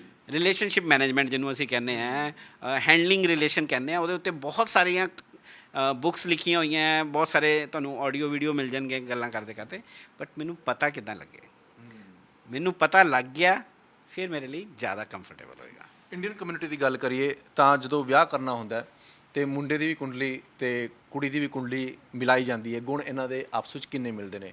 ਪਰ ਅੱਜ ਕੱਲ੍ਹ ਤਾਂ ਕਹਿੰਦੇ ਨੇ ਕਿ ਕੁੜੀ ਦੀ ਕੁੰਡਲੀ ਸੱਸ ਨਾਲ ਮਿਲਾ ਲਈਏ, ਜ਼ਿਆਦਾ ਬੈਨੀਫਿਟ ਮਿਲਦਾ ਬੰਦੇ ਨੂੰ। ਤੇ ਜੇ ਉਹਦਾ ਜੇ ਹੱਥ ਲਿਖਤਾਂ ਦਾ ਅਧਿਐਨ ਕਰਨਾ ਹੋਵੇ ਕਿ ਕੋਈ ਜਿਸ ਜੋੜੇ ਦਾ ਵਿਆਹ ਹੋਣਾ, ਉਹ ਪਹਿਲਾਂ ਜਿਵੇਂ ਤੁਹਾਡੇ ਕੋਲ ਆਉਂਦਾ ਤੇ ਤੁਸੀਂ ਉਸ ਤੋਂ ਆਈਡੀਆ ਲਗਾ ਸਕਦੇ ਹੋ, ਉਹਨਾਂ ਕੋਲ ਹੱਥ ਲਿਖਤਾਂ ਦੇਖ ਕੇ, ਉਹਨਾਂ ਦੇ ਸਿਗਨੇਚਰ ਦੇਖ ਕੇ, ਕਿ ਇਹਨਾਂ ਦੇ ਆਪਸ ਵਿੱਚ ਗੁਣ ਮਿਲਦੇ ਨੇ, ਮੇਲ ਖਾਂਦੀ ਹੈ ਇਹਨਾਂ ਦੀ ਸੋਚ, ਇਹ ਵਸ ਜਾਣਗੇ ਜਾਂ ਨਹੀਂ ਵਸਣਗੇ। ਦੇਖੋ, ਫਿਊਚਰ ਬਾਰੇ ਹਮੇਸ਼ਾ ਗੱਲ ਕੀਤੀ ਗਈ ਹੈ, ਅਨਪ੍ਰੈਡਿਕਟੇਬਲ ਹੈ। ਮਤਲਬ ਭਵਿੱਖਬਾਣੀਆਂ 'ਤੇ ਕਿੰਨਾ ਕੁ ਵਿਸ਼ਵਾਸ ਹੋਣਾ ਚਾਹੀਦਾ, ਨਹੀਂ ਹੋਣਾ ਚਾਹੀਦਾ। ਸਾਡੇ ਜੋਤਿਸ਼ 'ਚ ਵੀ ਇਹੀ ਕਹਿੰਦੇ ਆ ਕਿ ਸਾਡੀਆਂ ਕੁਝ ਕਮਿਊਨਿਟੀਜ਼ ਇੱਦਾਂ ਦੀਆਂ ਹੈ ਜਿਹੜੀਆਂ ਕੋਈ ਨਹੀਂ ਮਿਲਾਉਂਦੀਆਂ, ਅਤੇ ਕਹਿੰਦੇ ਆ ਮਾਨੋ ਜਾਂ ਨਾ ਮਾਨੋ, ਠੀਕ ਹੈ। ਜਿਹੜਾ ਮੰਨੇਗਾ ਉਹਦੇ ਲਈ ਕੋਈ ਚੀਜ਼ ਕੁਛ ਵੀ ਨਹੀਂ ਹੈ ਔਰ ਬਹੁਤ ਕੁਛ ਵੀ ਹੈ। ਅਸੀਂ ਗੱਲ ਕਰਦੇ ਹਾਂ ਕਿ ਇਹ ਸਾਇੰਸ ਦੇ ਵਿੱਚ ਸਾਨੂੰ ਪਤਾ ਲੱਗਦਾ ਹੈ ਕਿ ਮੇਰਾ ਸੁਭਾਅ ਕਿੱਦਾਂ ਦਾ ਹੈ। ਬਿਲਕੁਲ। ਮੈਂ ਵਿੱਚ ਗੱਲ ਕੀਤੀ ਸੀ ਕਿ ਇਹ ਹਰ ਸਦਕੇ ਲਈ ਜ਼ਰੂਰੀ ਹੈ। ਅੱਜ ਤੁਸੀਂ ਐਮਪਲੋਇਰ ਹੋ, ਤੁਸੀਂ ਇੱਕ ਬਿਜ਼ਨਸ ਚਲਾ ਰਹੇ ਹੋ, ਬਿਜ਼ਨਸ ਚਲਾਉਂਦੇ ਹਾਂ, ਅਸੀਂ ਕਿਸੇ ਦਾ ਰਿਜ਼ਿਊਮ ਮੰਗਦੇ ਹਾਂ, ਰਿਜ਼ਿਊਮ ਦੇ ਵਿੱਚ ਉਹਨੇ ਆਪਣਾ ਐਕਸਪੀਰੀਅੰਸ ਲਿਖਿਆ ਹੁੰਦਾ ਹੈ, ਅਤੇ ਨਾਲ ਉਹਦੀਆਂ ਹੌਬੀਜ਼ ਜਾਂ ਪਰਸਨੈਲਿਟੀਜ਼ ਉਹਨੇ ਕੋਈ ਕੱਟ ਪੇਸਟ ਮਾਰਿਆ ਹੁੰਦਾ ਹੈ ਕਿ ਮੈਂ highly energetic, passionate, hard working worker ਹੈ ਜੀ, I will do all positive state of mind. ਇਹ ਸਾਰੇ ਕਾਪੀ ਪੇਸਟ ਹੁੰਦੇ ਆ। ਮੈਂ ਆਪਣੇ ਪੂਰੇ ਕੈਰੀਅਰ ਦੇ ਵਿੱਚ ਹਜ਼ਾਰਾਂ ਬੰਦਿਆਂ ਦੀ ਇੰਟਰਵਿਊ ਕੀਤੀਆਂ ਹੋਣੀਆਂ, ਬਟ ਮੈਨੂੰ ਕੋਈ ਇਹ ਪੁੱਛੇ ਯਾਰ ਇਹ ਬੰਦੇ ਦਾ, ਮੈਨੂੰ ਹਮੇਸ਼ਾ ਇੱਕ ਸਵਾਲ ਦਿਮਾਗ ਦੇ ਉੱਤੇ ਰਹਿੰਦਾ ਸੀਗਾ ਕਿ ਇਹਦਾ ਐਟੀਟਿਊਡ ਕਿੱਦਾਂ ਦਾ ਹੋਏਗਾ। ਇਹਦਾ ਐਟੀਟਿਊਡ ਠੀਕ ਹੈ ਨਾ, ਜੇ ਇਹ ਟੀਮ ਪਲੇਅਰ ਹੈ ਤਾਂ ਮੈਂ ਇਹਨੂੰ ਸਿਖਾ ਤਾਂ ਲਊਂਗਾ। ਦੇਖੋ, ਕੰਮ ਸਿਖਾਉਣਾ ਕੋਈ ਵੱਡੀ ਗੱਲ ਨਹੀਂ ਹੈ, 2-3 ਮਹੀਨੇ ਦੀ ਟ੍ਰੇਨਿੰਗ ਦੇ ਵਿੱਚ ਹਰ ਤਰ੍ਹਾਂ ਦਾ ਕੰਮ ਕਰਨ ਲੱਗ ਪੈਂਦਾ। ਬਿਲਕੁਲ। ਹੁਣ ਐਜ਼ ਏ ਐਮਪਲੋਇਰ ਇਹ ਕਿੰਨਾ ਕੁ ਜ਼ਿਆਦਾ ਜ਼ਰੂਰੀ ਹੈ ਕਿ ਤੁਹਾਨੂੰ ਇਹ ਪਤਾ ਲੱਗੇਗਾ ਕਿ ਮੈਂ ਜਿਹੜਾ ਵਰਕਰ ਰੱਖ ਰਿਹਾ ਉਹ ਇਮਾਨਦਾਰ ਹੈ, ਇੰਟੈਗ੍ਰਿਟੀ। ਮੈਂ ਤੁਹਾਨੂੰ ਕਿਹਾ ਸੀ 100 ਟਰੇਟ ਆਉਂਦੇ ਆ। ਹੁਣ ਐਜ਼ ਏ ਐਮਪਲੋਇਰ ਇਹ ਇਮਾਨਦਾਰ ਹੈ, ਇਹ ਟੀਮ ਪਲੇਅਰ ਹੈ, ਐਨਥੂਜ਼ੀਆਸਟਿਕ ਹੈ, ਇੱਦਾਂ ਦੇ trait. Coming back to the relationship, ਜਿਹੜਾ ਤੁਹਾਡਾ ਕੁਐਸਚਨ ਹੈ, ਹੁਣ ਅਸੀਂ ਗੱਲਾਂ ਕੀਤੀਆਂ ਸੀਗੀਆਂ ਕਿ ਮੇਰਾ ਸੁਭਾਅ ਇੰਟਰੋਵਰਟ ਹੈ ਕਿ ਐਕਸਟਰੋਵਰਟ ਹੈ, ਮੈਂ ਕਿੰਨਾ ਕੁ ਮਿਲਣਸਾਰ ਹੈ, ਕਿੰਨਾ ਕੁ ਮੈਂ ਰਿਲੇਸ਼ਨਸ਼ਿਪ ਲਈ ਟਰੂ ਹੈ, ਕਿੰਨਾ ਕੁ ਮੈਂ even up to the level ਕਿ ਮੈਂ ਆਪੋਜ਼ਿਟ ਸੈਕਸ ਨੂੰ ਲੈ ਕੇ ਮੈਂ ਕਿੰਨਾ ਕੁ ਜ਼ਿਆਦਾ ਅਗਰੈਸਿਵ ਹੈ ਜਾਂ ਕਿੰਨਾ ਕੁ ਜ਼ਿਆਦਾ ਵਾਇਲੈਂਟ ਹੈ ਜਾਂ ਕਿੰਨਾ ਕੁ ਜ਼ਿਆਦਾ ਸਮੂਥ ਹੈ, ਮੈਂ ਰਿਸਪੈਕਟ ਕਰਦਾ ਆਪੋਜ਼ਿਟ ਸੈਕਸ ਦੀ, ਮੈਂ ਕਿੰਨਾ ਕੁ ਜ਼ਿਆਦਾ ਰੋਮਾਂਟਿਕ ਸੁਭਾਅ ਦਾ ਹਾਂ, ਠੀਕ ਹੈ, ਮੇਰੀ ਨੇਚਰ ਕਿੱਦਾਂ ਦੀ ਹੈ। ਇਹ ਸਾਰੀਆਂ ਚੀਜ਼ਾਂ ਦਾ ਸੁਭਾਅ ਨਿਕਲ ਕੇ ਆਉਂਦਾ ਹੈ। ਅਸੀਂ ਗੱਲ ਕਰ ਰਹੇ ਹਾਂ ਸੁਭਾਅ ਦੀ, ਅਸੀਂ ਗੱਲ ਕਰ ਰਹੇ ਹਾਂ ਪਰਸਨੈਲਿਟੀ ਟ੍ਰੇਟਸ ਦੀ। ਪਰਸਨੈਲਿਟੀ ਟ੍ਰੇਟ ਸਾਹਮਣੇ ਆ ਗਏ ਔਰ ਕੁਝ ਬਹੁਤ ਕਲੀਅਰ ਨਿਕਲ ਕੇ ਆਉਣਗੇ ਕਿ ਇਹ ਡੋਮੀਨੇਟਿੰਗ ਚੀਜ਼ਾਂ ਹੈ। ਹੁਣ ਡੋਮੀਨੇਟਿੰਗ ਚੀਜ਼ਾਂ, ਗੱਲ ਸਭ ਤੋਂ ਵੱਡੀ ਗੱਲ ਹੈ ਕਿ ਮੈਨੂੰ ਪਤਾ ਲੱਗ ਗਿਆ ਕਿ ਮੇਰਾ ਬੰਦਾ ਇੱਦਾਂ ਦਾ ਹੈ। ਅਦਰ ਦੈਨ ਦਾ ਗੁਣ ਜਿਹੜੇ ਮਿਲੇ ਆ, ਉਹ ਗੁਣਾਂ ਦੇ ਸਪੈਸੀਫਿਕੇਸ਼ਨ ਤਾਂ ਕੁਛ ਨਹੀਂ ਹੈ, ਬਟ ਹਾਂ ਇਹ ਪਰਸਨੈਲਿਟੀ ਇੱਦਾਂ ਦੀ ਹੈ, ਇਹ ਇੱਦਾਂ ਦੀ ਹੈ। ਇਹ ਜਾਣਕਾਰੀ ਹੋਣਾ, ਇੱਕ ਦੂਜੇ ਨੂੰ ਜਾਣਨਾ। ਅਸੀਂ ਗੱਲ ਕਰਦੇ ਹਾਂ ਕਿ ਕੁਝ ਆਪਾਂ ਵਿੱਚ ਬੋਲਦੇ ਪਏ ਸੀਗੇ ਹੁਣੇ ਡਿਸਕਸ਼ਨ 'ਚ ਕਿ ਕੁਝ ਇੰਟਰੋਵਰਟ ਹੁੰਦੇ, ਕੁਝ ਐਕਸਟਰੋਵਰਟ ਹੁੰਦੇ। ਆਪਾਂ ਗੱਲ ਕੀਤੀ ਸੀ, ਇੱਕ ਬੰਦਾ ਕਹਿੰਦਾ ਮੈਂ ਤਾਂ ਰੋਜ਼ ਪਾਰਟੀਆਂ 'ਤੇ ਜਾਣਾ ਪਸੰਦ ਹੈ ਜੀ ਮੈਨੂੰ, ਇੱਕ ਕਹਿੰਦਾ ਮੈਨੂੰ ਘਰ ਰਹਿਣਾ ਪਸੰਦ ਹੈ। ਹੁਣ ਇਹ ਨੇਚਰ ਜਦੋਂ ਸਮਝ ਆ ਜਾਵੇ, ਅਦਰਵਾਈਜ਼ ਆਪਾਂ ਉਲਝੇ ਰਵਾਂਗੇ, ਕੀ ਮਤਲਬ ਹੈ ਜੀ ਰੋਜ਼ ਬਾਹਰ ਜਾਣ ਦਾ। ਹੁਣ ਬੰਦਾ ਇਹ ਸਮਝ ਲਵੇ ਕਿ ਨਹੀਂ ਯਾਰ, ਉਹਦਾ ਸੁਭਾਅ ਹੀ ਨਹੀਂ, ਉਹਦੀ ਵਾਇਰਿੰਗ ਹੀ ਨਹੀਂ ਹੋਈ ਸ਼ੁਰੂ ਤੋਂ ਇੱਦਾਂ ਦੀ, ਅਤੇ ਮੈਂ ਉਹਨੂੰ ਕਿੱਥੋਂ ਦੀ ਰੋਜ਼ ਪਾਰਟੀਆਂ 'ਤੇ ਲੈ ਜਾਊਂਗਾ ਜਾਂ ਮੈਂ ਰੋਜ਼ ਘਰ ਬੈਠ ਜਾਊਂਗਾ। ਦੋਨੋਂ ਇੱਕ ਦੂਜੇ ਨੂੰ ਸਮਝਣ ਲੱਗ ਪੈਣਗੇ, ਫਿਰ ਆਪਾਂ ਸਮਝਣਾ ਨੂੰ ਦੂਜਾ ਨਾਮ ਦਿੰਦੇ ਹਾਂ ਕਿ ਹਾਂ ਯਾਰ ਇਹ ਰਿਲੇਸ਼ਨਸ਼ਿਪ 'ਤੇ ਹੈਲਪ ਕਰੇਗਾ ਜੀ। ਸੋ ਸਰ, ਜਿਹੜਾ ਇਹ ਟਰੈਂਡ ਹੈਗਾ ਹੱਥ ਲਿਖਤਾਂ ਦੇ ਅਧਿਐਨ ਦਾ ਟਰੈਂਡ ਆਪਣੇ ਭਾਰਤ ਦੇ ਵਿੱਚ ਬਹੁਤ ਘੱਟ ਹੈਗਾ, ਅਤੇ ਜੇ ਵਿਦੇਸ਼ਾਂ ਦੀ ਗੱਲ ਕਰੀਏ ਤਾਂ ਕਿਹੜੇ ਜਿਹੜੇ ਦੇਸ਼ ਹੈਗੇ ਨੇ ਇਸ ਨੂੰ ਅੱਛੀ ਤਰ੍ਹਾਂ ਅਪਣਾ ਰਹੇ ਨੇ? ਇਹ ਸਭ ਤੋਂ ਜ਼ਿਆਦਾ ਟਰੈਂਡ ਇਹਦਾ ਫਰਾਂਸ ਦੇ ਵਿੱਚ ਹੈ, ਦੈਨ ਜਰਮਨੀ ਦੇ ਵਿੱਚ ਵੀ ਹੈ, ਔਰ USA ਲੰਡਨ ਦੇ ਵਿੱਚ ਵੀ ਇਹਦਾ ਕਾਫੀ ਹੈਗਾ ਹੈ, ਔਰ ਫਰਾਂਸ ਦੇ ਵਿੱਚ ਸਭ ਤੋਂ ਜ਼ਿਆਦਾ ਹੈ ਕਿਉਂਕਿ ਇਹਦਾ ਓਰੀਜਨ ਅਗਰ ਆਪਾਂ ਗੱਲ ਕਰੀਏ ਤਾਂ ਉੱਥੋਂ ਦੀ ਓਰੀਜਨੇਟਿਡ ਮੰਨਿਆ ਜਾਂਦਾ ਹੈ। ਹਿੰਦੁਸਤਾਨ 'ਚ ਆਉਂਦੇ ਹਾਂ ਅਤੇ ਆਪਣੇ ਹਿੰਦੁਸਤਾਨ 'ਚ ਵੈਸਟਰਨ ਸਾਈਡ 'ਤੇ ਜਿੱਦਾਂ ਮੈਂ ਤੁਹਾਨੂੰ ਦੱਸਿਆ ਕਿ ਥੋੜ੍ਹਾ ਜਿਹਾ ਲੋਕ ਅਵੇਅਰ ਹੈ ਇਸ ਪਾਸੇ। ਆਪਣੇ ਥੋੜ੍ਹਾ ਨਾਰਦਰਨ ਪਾਰਟ ਦੇ ਵਿੱਚ ਇਹਦੀ ਅਵੇਅਰਨੈਸ ਘੱਟ ਹੈ। ਜੀ ਜੀ। ਮਤਲਬ ਆਪਾਂ ਲੋਕਾਂ ਨਾਲ ਗੱਲ ਕਰਦੇ ਹਾਂ, ਦੈਟ ਇਜ਼ ਵਾਈ ਸਾਡਾ ਪ੍ਰਯਾਸ ਇਹ ਰਹਿੰਦਾ ਹੈ ਕਿ ਐਜ਼ ਏ ਟੀਚਰ, ਕਿਉਂਕਿ ਟੀਚਰ ਤੁਹਾਡਾ ਸਕੂਲ ਦਾ ਇੱਕ ਵੀ ਟੀਚਰ ਮਿਨੀਮਮ 30 ਤੋਂ 40-50 ਬੱਚਿਆਂ ਨੂੰ ਹੈਂਡਲ ਕਰਦਾ ਹੈ। ਇਹ ਵਾਲੀ ਹਲਕੀ ਫੁਲਕੀ ਅਵੇਅਰਨੈਸ, ਮੈਂ ਇਹ ਨਹੀਂ ਕਹਿੰਦਾ ਕਿ ਸਾਰੇ ਵਿਸ਼ੇਸ਼ੱਗ ਬਣ ਜਾਣ, ਐਕਸਪਰਟ ਬਣ ਜਾਣ, ਬਟ ਮੈਨੂੰ ਹਲਕਾ ਫੁਲਕਾ ਆਈਡੀਆ ਹੋ ਜਾਵੇ, ਹਲਕੇ ਫੁਲਕੇ ਬੇਸਿਕ ਇੰਡੀਕੇਟਰ ਜਿਹੜੇ ਕਿ ਅਸੀਂ ਲੋਕਡਾਊਨ ਦੇ ਵਿੱਚ ਵੀ ਅਸੀਂ ਵਰਕਸ਼ਾਪਸ ਕਰਦੇ ਸੀਗੇ, ਔਰ ਸਿਰਫ ਇੰਨਾ ਕੁ ਸਿਖਾਉਣ ਲਈ ਕਿ ਤੁਹਾਨੂੰ ਬੇਸਿਕ ਆਈਡੀਆ ਹੋ ਜਾਵੇ। ਹੁਣ ਜਿੱਦਾਂ ਤੁਸੀਂ ਮੇਰੇ ਤੋਂ ਕੁਝ ਸਵਾਲ ਪੁੱਛੇ, ਹੁਣ ਅੱਜ ਤੋਂ ਬਾਅਦ ਤੁਹਾਨੂੰ ਇਹ ਯਾਦ ਰਹੇਗਾ ਕਿ ਸਾਈਨ ਉੱਪਰ ਜਾ ਰਹੇ ਆ, ਖੱਬੇ ਬੰਨੇ ਜਾ ਰਹੇ ਆ, ਇਹਦਾ ਮਤਲਬ ਇਹ ਹੈ ਕਿ ਮੈਂ ਐਂਬੀਸ਼ੀਅਸ ਹਾਂ, ਪਿਛਲੇ ਬੰਨੇ ਲਿਖਦਾ ਹੈ ਤੇ ਮੇਰਾ ਮਤਲਬ ਹੈ ਮੈਂ ਥੋੜ੍ਹਾ ਜਿਹਾ ਪਾਸਟ ਇਨਕਲਾਈਨਡ ਹੈ। ਤਾਂ ਇੱਦਾਂ ਦੇ ਕੁਝ ਪੁਆਇੰਟਸ ਅਸੀਂ ਮੇਨ ਕਰਕੇ, ਜਿਹਦੇ ਨਾਲ ਕਿ ਆਮ ਬੰਦੇ ਨੂੰ ਆਮ ਜ਼ਿੰਦਗੀ ਦੇ ਵਿੱਚ ਉਹਨੂੰ ਹੈਲਪ ਰਵੇ, ਉਹਦੇ ਬੇਸਿਸ 'ਤੇ ਆਪਾਂ ਉਹਨੂੰ ਕਈ ਵਾਰੀ ਸੁਜੈਸਟ ਵੀ ਕਰਦੇ ਹਾਂ ਔਰ ਟੀਚ ਵੀ ਕਰਦੇ ਹਾਂ। ਸੋ ਸਰ, ਤੁਹਾਡੀ ਜ਼ਿੰਦਗੀ 'ਤੇ ਆਈਏ ਹੁਣ, ਕਿਉਂਕਿ ਪ੍ਰੋਫੈਸ਼ਨ ਤੁਹਾਡੇ ਕੋਲ ਵੀ ਬਹੁਤ ਸਾਰੇ ਹੋਣੇ ਨੇ, ਤੇ ਮੈਂ ਤੁਹਾਡੇ ਤੋਂ ਜਾਣਨਾ ਚਾਹੁੰਦਾ ਤੁਸੀਂ ਇਸ ਪ੍ਰੋਫੈਸ਼ਨ ਦੇ ਵਿੱਚ ਕਿਵੇਂ ਆਏ, ਕਿਉਂਕਿ ਬਹੁਤ ਘੱਟ ਲੋਕਾਂ ਨੇ ਇਹ ਪ੍ਰੋਫੈਸ਼ਨ ਆਈ ਥਿੰਕ ਚੂਜ਼ ਕੀਤਾ ਹੋਣਾ, ਤੇ ਜ਼ਿੰਦਗੀ ਦਾ ਕਿਵੇਂ ਸਫ਼ਰ ਰਿਹਾ ਤੁਹਾਡਾ? ਸੋ ਜ਼ਿੰਦਗੀ ਦਾ ਸਫ਼ਰ ਇਹ ਤੇ ਮੈਂ ਕਹੂੰਗਾ ਕਿ ਇੱਕ ਕਾਮਨ ਲਾਈਨ ਇਹ ਸੀਗੀ ਕਿ ਜ਼ਿੰਦਗੀ 'ਚ ਕੁਝ ਨਵਾਂ ਕਰਨ ਦੀ ਚਾਹਤ ਸੀਗੀ। ਜੀ ਜੀ। ਇੱਕ ਕਾਮਨ ਲਾਈਨ ਸੀਗੀ। ਬੇਸਿਕਲੀ ਜਲੰਧਰ ਤੋਂ ਹਾਂ ਮੈਂ, ਔਰ ਪਿਛਲੇ 17-18 ਸਾਲ ਤੋਂ ਚੰਡੀਗੜ੍ਹ 'ਚ ਆ ਗਏ ਸੀਗੇ। 26 ਸਾਲ ਦੀ ਨੌਕਰੀ ਕੀਤੀ ਹੈ ਜੀ ਮੈਂ, ਔਰ ਕਾਲਜ ਟਾਈਮ ਤੋਂ ਇਸ ਸਬਜੈਕਟ ਦਾ ਬੜਾ ਸ਼ੌਂਕ ਹੁੰਦਾ ਸੀਗਾ। ਨੌਕਰੀ ਕਿਸ ਤਰ੍ਹਾਂ? ਨੌਕਰੀ ਮੇਰੀ ਸਭ ਤੋਂ ਪਹਿਲੀ ਨੌਕਰੀ ਮੇਰੀ ਰਹੀ ਹੈ ਵਰਧਮਾਨ ਗਰੁੱਪ ਦੇ ਵਿੱਚ, ਲੁਧਿਆਣੇ ਦੇ ਵਿੱਚ ਹੁੰਦਾ ਸੀਗਾ ਮੈਂ। ਫਿਰ ਮੈਂ ICICI ਬੈਂਕ 'ਚ ਰਿਹਾ 7 ਸਾਲ, ਉਹਦੇ ਵਿੱਚ ਨੈਸ਼ਨਲ ਲੈਵਲ ਤੱਕ ਕੰਮ ਕੀਤਾ। ਫਿਰ ਇੱਕ ਜਲੰਧਰ ਦੇ ਵਿੱਚ ਹੀ ਕੰਪਨੀ ਸੀਗੀ PKF ਫਾਈਨਾਂਸ, ਉਹਦੇ ਵਿੱਚ ਕੰਮ ਕੀਤਾ। ਫਿਰ ਇੱਕ ਮੈਗਮਾ ਫਾਈਨਾਂਸ ਸੀ। ਜ਼ਿਆਦਾਤਰ 16-17 ਸਾਲ ਮੇਰਾ ਬੈਂਕਿੰਗ 'ਚ ਰਿਹਾ ਹੈ, ਔਰ ਅਲੱਗ-ਅਲੱਗ ਰੋਲ ਕੀਤੇ ਆ, ਪੂਰਾ ਹਿੰਦੁਸਤਾਨ ਟਰੈਵਲ ਕੀਤਾ, ਅਲੱਗ-ਅਲੱਗ ਤਰ੍ਹਾਂ ਦੇ ਲੋਕਾਂ ਨੂੰ ਮਿਲੇ। ਨੈਸ਼ਨਲ ਲੈਵਲ 'ਤੇ ਮਤਲਬ ਸਾਊਥ ਦੇ ਵਿੱਚ ਜਾ ਕੇ ਵੀ ਟ੍ਰੇਨਿੰਗ ਦਿੱਤੀ, ਜਿੱਥੇ ਤੁਸੀਂ ਹਿੰਦੀ ਨਹੀਂ ਸਮਝਦੇ ਲੋਕੀ, ਉਹਨਾਂ ਨੂੰ ਵੀ ਹੈਂਡਲ ਕੀਤਾ। ਬਟ ਹਰ ਵਾਰੀ ਚੈਲੰਜ ਹੁੰਦਾ ਸੀਗਾ ਕਿ ਕੁਝ ਨਵਾਂ ਕਰਨਾ ਹੈ। ਔਰ ਇਹ ਸਾਰੇ ਦੇ ਵਿੱਚ ਇੱਕ ਕਾਮਨ ਚੀਜ਼ ਇਹ ਸੀਗੀ ਕਿ ਪੀਪਲ ਮੈਨੇਜਮੈਂਟ, ਪੀਪਲ ਡਿਵੈਲਪਮੈਂਟ ਮੇਰਾ ਇੱਕ ਕਾਮਨ ਥ੍ਰੈਡ ਲਾਈਨ ਆ ਰਹੀ ਸੀਗੀ। ਆਪਾਂ ਗੱਲ ਕਰਦੇ ਹਾਂ ਕਿ ਕੰਮ ਉਹੀ ਕਰੋ ਜਿਹੜਾ ਚੰਗਾ ਲੱਗੇ। ਫਿਰ ਕੁਝ ਫੈਮਿਲੀ ਰੀਜ਼ਨਸ ਕਰਕੇ ਇੱਕ ਡਿਸੀਜ਼ਨ ਇੱਕ ਲੈਣ ਦੀ ਵਾਰੀ ਆਈ ਕਿ ਜੀ ਹੁਣ ਫੈਮਿਲੀ ਨਾਲ ਰਹਿਣਾ ਜ਼ਰੂਰੀ ਹੈ, ਔਰ ਫਿਰ ਅਸੀਂ ਇਹ ਸਬਜੈਕਟ ਚੂਜ਼ ਕੀਤਾ ਕਿ ਇਸ ਸਬਜੈਕਟ ਦੇ ਰਾਹੀਂ ਇੱਕ ਪਰਟੀਕੂਲਰ ਨਾਮ, ਮਤਲਬ ਜਿਹਨੂੰ ਕਹਿ ਲਓ ਕਿ ਰੜਾ ਮੈਦਾਨ ਸੀਗਾ, ਔਰ ਰੜੇ ਮੈਦਾਨ ਦੇ ਵਿੱਚ ਤੁਸੀਂ ਸੋਚਿਆ ਕਿ ਇਹਦੇ ਉੱਤੇ ਕਿੱਦਾਂ ਹੁਣ ਵਿਕਟ ਬਣਾਉਣੀ ਹੈ, ਮਤਲਬ ਕ੍ਰਿਕਟ ਲੈਂਗੁਏਜ 'ਚ ਗੱਲ ਕਰੀਏ, ਇਹਦਾ ਨਾਮ ਕੀ ਹੋਊਗਾ, ਕਿੱਦਾਂ ਕਰਾਂਗੇ। ਫਿਰ ਹੌਲੀ ਹੌਲੀ ਇਹ ਸਫ਼ਰ ਚੱਲਦਾ ਰਿਹਾ, ਇਹਦੇ ਨਾਲ ਬਹੁਤ ਲੋਕੀ ਨਾਲ ਜੁੜਦੇ ਗਏ, ਔਰ ਇਹ ਕਨਸੈਪਟ ਇਹਦੇ ਵਿੱਚ ਆਪਾਂ 3-4 ਤਰ੍ਹਾਂ ਦੇ ਕੰਮ ਕਰਦੇ ਹਾਂ। ਇੱਕ ਤਾਂ ਇਹ ਕਰੀਅਰ ਵਾਲਾ ਪਾਰਟ ਹੈ ਹੀ ਹੈ, ਸਭ ਦੇ ਵਿੱਚ ਗ੍ਰੈਫੋਲੋਜੀ ਹੈ। ਫਿਰ ਇੱਕ ਯੰਗਸਟਰਸ ਕੋਈ ਵੀ ਆਉਂਦੇ ਹੈ ਜਿਹੜੇ ਕਿ ਕਾਲਜ ਤੋਂ ਨਿਕਲਦੇ ਆ, ਉਹਨਾਂ ਨੂੰ ਬੈਂਕਿੰਗ ਇੰਡਸਟਰੀ ਦੇ ਵਿੱਚ ਕਿਤੇ ਪਲੇਸ ਕਰਾਉਣਾ ਹੋਵੇ ਟ੍ਰੇਨਿੰਗ ਦੇ ਕੇ। ਫਿਰ ਆਪ ਮੈਂ ਕਾਰਪੋਰੇਟ ਟ੍ਰੇਨਰ ਵੀ ਰਿਹਾ ਔਰ ਕਾਰਪੋਰੇਟ ਟ੍ਰੇਨਿੰਗਸ ਵੀ ਦਿੰਦਾ ਰਹਿੰਦਾ ਹੈ ਮੈਂ ਵਿੱਚ ਜਿੱਦਾਂ ਕਾਰਪੋਰੇਟ 'ਚ ਰਹਿੰਦਾ ਹੈ। ਅਤੇ ਓਵਰਆਲ ਐਕਸਾਈਟਿੰਗ ਹੈ ਜੀ। ਔਰ ਕੁਛ ਲੋਕ ਇਹ ਕਹਿੰਦੇ ਸੀਗੇ ਜੀ ਕਿ ਜ਼ਿੰਦਗੀ 'ਚ ਇੰਨੇ ਹਾਈ ਮੁਕਾਮ 'ਤੇ ਆ ਕੇ, ਮਤਲਬ ਤਨਖਾਹ ਵਾਈਜ਼ ਵੀ ਗੱਲ ਕਰੀਏ, ਆਪਣੇ ਆਪ ਨੂੰ ਇੱਕਦਮ ਯੂ ਟਰਨ ਲੈ ਕੇ ਫਿਰ ਦੁਬਾਰਾ ਤੁਸੀਂ ਇੰਨਾ ਜਿਗਰਾ ਕਿੱਥੋਂ ਆਉਂਦਾ ਹੈ। ਅਤੇ ਮੈਨੂੰ ਮੇਰਾ ਇਹ ਜਿਗਰਾ ਮਿਲਦਾ ਹੈ, ਮੈਂ ਬਹੁਤ ਕਲੋਜ਼ਲੀ ਐਸੋਸੀਏਟਿਡ ਹਾਂ ਆਰਟ ਆਫ ਲਿਵਿੰਗ ਨਾਲ, ਔਰ ਹਮੇਸ਼ਾ ਅਸੀਂ ਮੰਨਦੇ ਹਾਂ ਕਿ ਇੰਨੀ ਐਨਰਜੀ ਕਿੱਥੋਂ ਆਉਂਦੀ ਹੈ।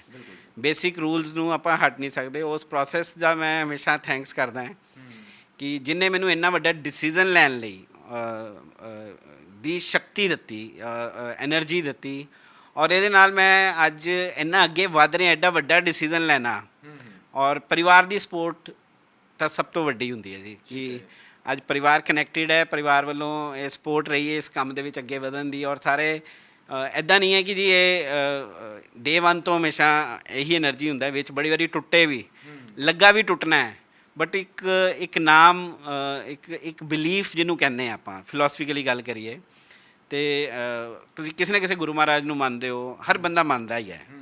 ਤਾਂ ਮੈਂ ਆਪਣੇ ਗੁਰੂ ਮਹਾਰਾਜ ਦੇ ਉੱਤੇ ਇੱਕ ਵਿਸ਼ਵਾਸ ਰੱਖ ਕੇ ਉਹਨਾਂ ਦੇ ਉੱਤੇ, ਔਰ ਮੈਨੂੰ ਲੱਗਾ ਇੱਦਾਂ ਕਿ ਉਹ ਨਾਲ ਹੈਗੇ ਹੈ। ਔਰ ਮੇਰੇ ਤੁਸੀਂ ਬੈਨਰ 'ਤੇ ਵੀ ਦੇਖੋਗੇ, ਮੇਰੇ ਲੋਗੋ ਦੇ ਉੱਤੇ ਵੀ ਨਾ ਉਹਨਾਂ ਦਾ ਨਾਮ ਲਿਖਿਆ ਹੋਇਆ, ਸਾਡਾ ਇੱਕ ਵਰਡ ਹੈ।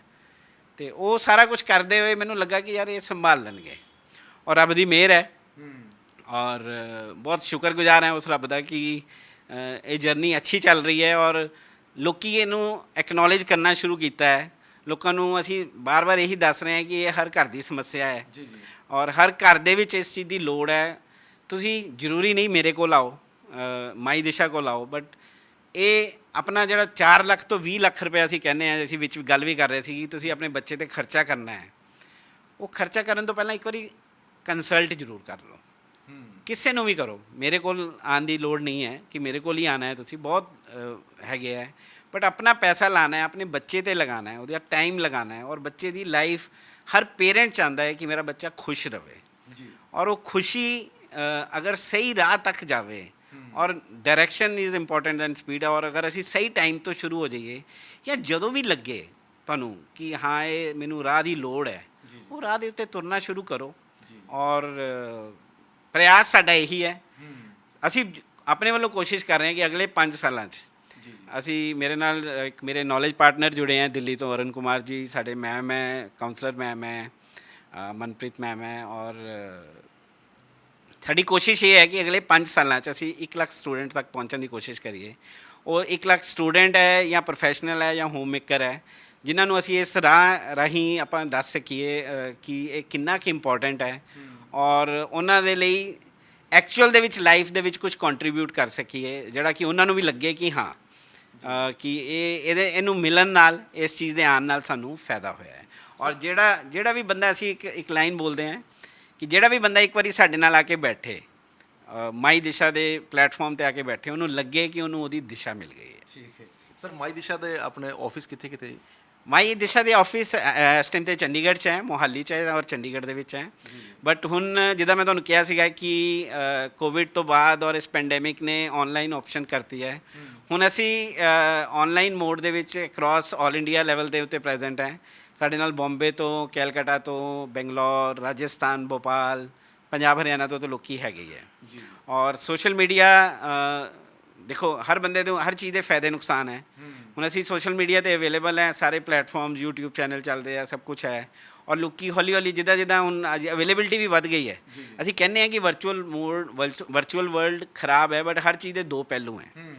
ਹੁਣ ਕਹਿੰਦੇ ਆ ਨਾ ਕਿ ਜਾਂ ਤਾਂ ਤੁਸੀਂ ਕਿਸੇ ਵੀ ਇਸ ਪੈਂਡੈਮਿਕ ਨੂੰ ਬਿਟਰ ਬਣਾ ਲਓ ਜਾਂ ਬੈਟਰ ਕਰ ਲਓ, ਤੇ ਮੈਂ ਤਾਂ ਇਹ ਕਹੂੰਗਾ ਕਿ ਮੈਨੂੰ ਇਹ ਓਪਰਚੁਨਿਟੀ ਮਿਲੀ ਬੈਟਰ ਹੋਣ ਦੀ, ਤੁਹਾਡੇ ਤੱਕ ਪਹੁੰਚ ਪਾਏ ਤੁਸੀਂ, ਮੀਡੀਆ ਕਵਰੇਜ ਮਿਲ ਰਹੀ ਹੈ, ਔਰ ਉਹਨੇ ਕਵਰੇਜ ਅੱਗੇ ਵੀ ਕਿਤੇ ਨਾ ਕਿਤੇ ਜਾਏਗੀ, ਤੇ ਇੱਕ ਸਹੂਲਤ ਹੈ। ਔਰ ਉਹ ਸਹੂਲਤ ਦੇ ਜ਼ਰੀਏ ਆਪਾਂ ਅੱਗੇ ਵਧਣਾ ਚਾਹ ਰਹੇ ਹਾਂ। ਹੁਣ ਤਾਂ ਜਿਹਨੂੰ ਕਹਿ ਰਹੇ ਕਿ ਕੋਸ਼ਿਸ਼ ਇਹੀ ਹੈ ਕਿ ਨੈਸ਼ਨਲ ਲੈਵਲ 'ਤੇ ਹੀ ਕੰਮ ਕਰੀਏ ਔਰ ਅਲੱਗ-ਅਲੱਗ ਜਗ੍ਹਾ 'ਤੇ ਆਪਾਂ ਪਹੁੰਚਣ ਦੀ ਕੋਸ਼ਿਸ਼ ਕਰੀਏ। ਜੀ ਸਰ, ਬਹੁਤ ਸਾਰੇ ਪੇਰੈਂਟਸ ਚਾਹੁੰਦੇ ਨੇ ਕਿ ਉਹਨਾਂ ਦੇ ਬੱਚਿਆਂ ਨੂੰ ਦਿਸ਼ਾ ਸਹੀ ਮਿਲੇ, ਦਸ਼ਾ ਵੀ ਸਹੀ ਹੋਵੇ, ਤੇ ਦਿਸ਼ਾ ਤੇ ਦਸ਼ਾ ਬੜੀ ਮਾਇਨੇ ਰੱਖਦੀ ਹੈ ਬੱਚਿਆਂ ਦੀ ਜ਼ਿੰਦਗੀ ਦੇ ਵਿੱਚ।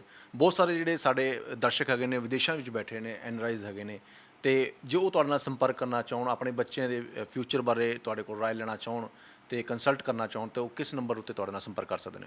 ਸੋਸ਼ਲ ਮੀਡੀਆ ਹੈਂਡਲਸ 'ਤੇ ਲਿੰਕਡਇਨ 'ਤੇ, ਫੇਸਬੁੱਕ 'ਤੇ, ਯੂਟਿਊਬ ਚੈਨਲ ਹੈ ਆਪਣਾ, ਇੰਸਟਾ ਦੇ ਉੱਤੇ ਅਸੀਂ ਮਾਈ ਦਿਸ਼ਾ ਦੇ ਨਾਮ ਤੋਂ ਅਵੇਲੇਬਲ ਹੈ। ਵੈਬਸਾਈਟ ਹੈ ਸਾਡੀ ਡਿਸਕਵਰ ਦਿਸ਼ਾ ਦੇ ਨਾਮ 'ਤੇ, ਔਰ ਸਾਰਾ ਬੈਨਰ ਅਸੀਂ ਤੁਹਾਡੇ ਨਾਲ ਸ਼ੇਅਰ ਕਰ ਲਾਂਗੇ। ਕੋਈ ਵੀ ਕੰਟੈਕਟ ਕਰਨਾ ਚਾਹੁੰਦਾ ਹੈ, ਔਨਲਾਈਨ ਹੈ, ਹੁਣ ਕੋਈ ਬਾਉਂਡਰੀਜ਼ ਨਹੀਂ ਰਹੀਆਂ ਕਿ ਚੰਡੀਗੜ੍ਹ 'ਚ ਹੀ ਬੈਠੇ हैं, ਤੇ ਵਿਦੇਸ਼ ਤੋਂ, ਦੇਸ਼ ਤੋਂ ਕਿਤੋਂ ਵੀ ਕੋਈ ਕੰਟੈਕਟ ਕਰਨਾ ਚਾਹੁੰਦਾ ਹੈ ਤਾਂ we'll be happy to help you. So sir, ਅਖੀਰ ਦੇ ਵਿੱਚ ਤੁਸੀਂ ਬਹੁਤ ਸਾਰੇ ਜਿਹੜੇ ਦਰਸ਼ਕ ਦੇਖ ਰਹੇ ਨੇ, ਉਹਨਾਂ ਨੂੰ ਕੀ ਤੁਸੀਂ ਰਾਏ ਦਿਓਗੇ ਕਿ ਕਿਹੜੀਆਂ ਕਿਤਾਬਾਂ ਪੜ੍ਹਨੀਆਂ ਚਾਹੀਦੀਆਂ ਨੇ? ਹਮੇਸ਼ਾ ਪੜ੍ਹ ਕੇ ਚੜ੍ਹਦੀ ਕਲਾ ਰਹਿਣ, ਤੇ ਚੜ੍ਹਦੀ ਕਲਾ ਜਿਹੜਾ ਇਨਸਾਨ ਰਹਿੰਦਾ ਉਹ ਹੀ ਤਰੱਕੀ ਕਰਦਾ ਹੈ। ਕੀ ਗਾਈਡ ਕਰੋਗੇ? मेरा ये मानना है, चाहे वो स्टूडेंट है, चाहे वो प्रोफेशनल है, किताबां पढ़ना और किदां ਦੀਆਂ किताबां पढ़ना एक शौक ਤੇ डिपेंड करता है, बट पढ़ना ਜ਼ਰੂਰ ਚਾਹੀਦਾ ਹੈ। ਬਿਕੋਜ਼ ਇੱਕ ਤੁਹਾਡੇ ਬਹੁਤ ਅੱਛੇ ਦੋਸਤ ਰਹੇ ਹੈ ਔਰ ਕਿਤਾਬਾਂ ਨੂੰ ਹਮੇਸ਼ਾ ਇੱਕ ਅੱਛਾ ਮਿੱਤਰ ਮੰਨਿਆ ਗਿਆ ਹੈ।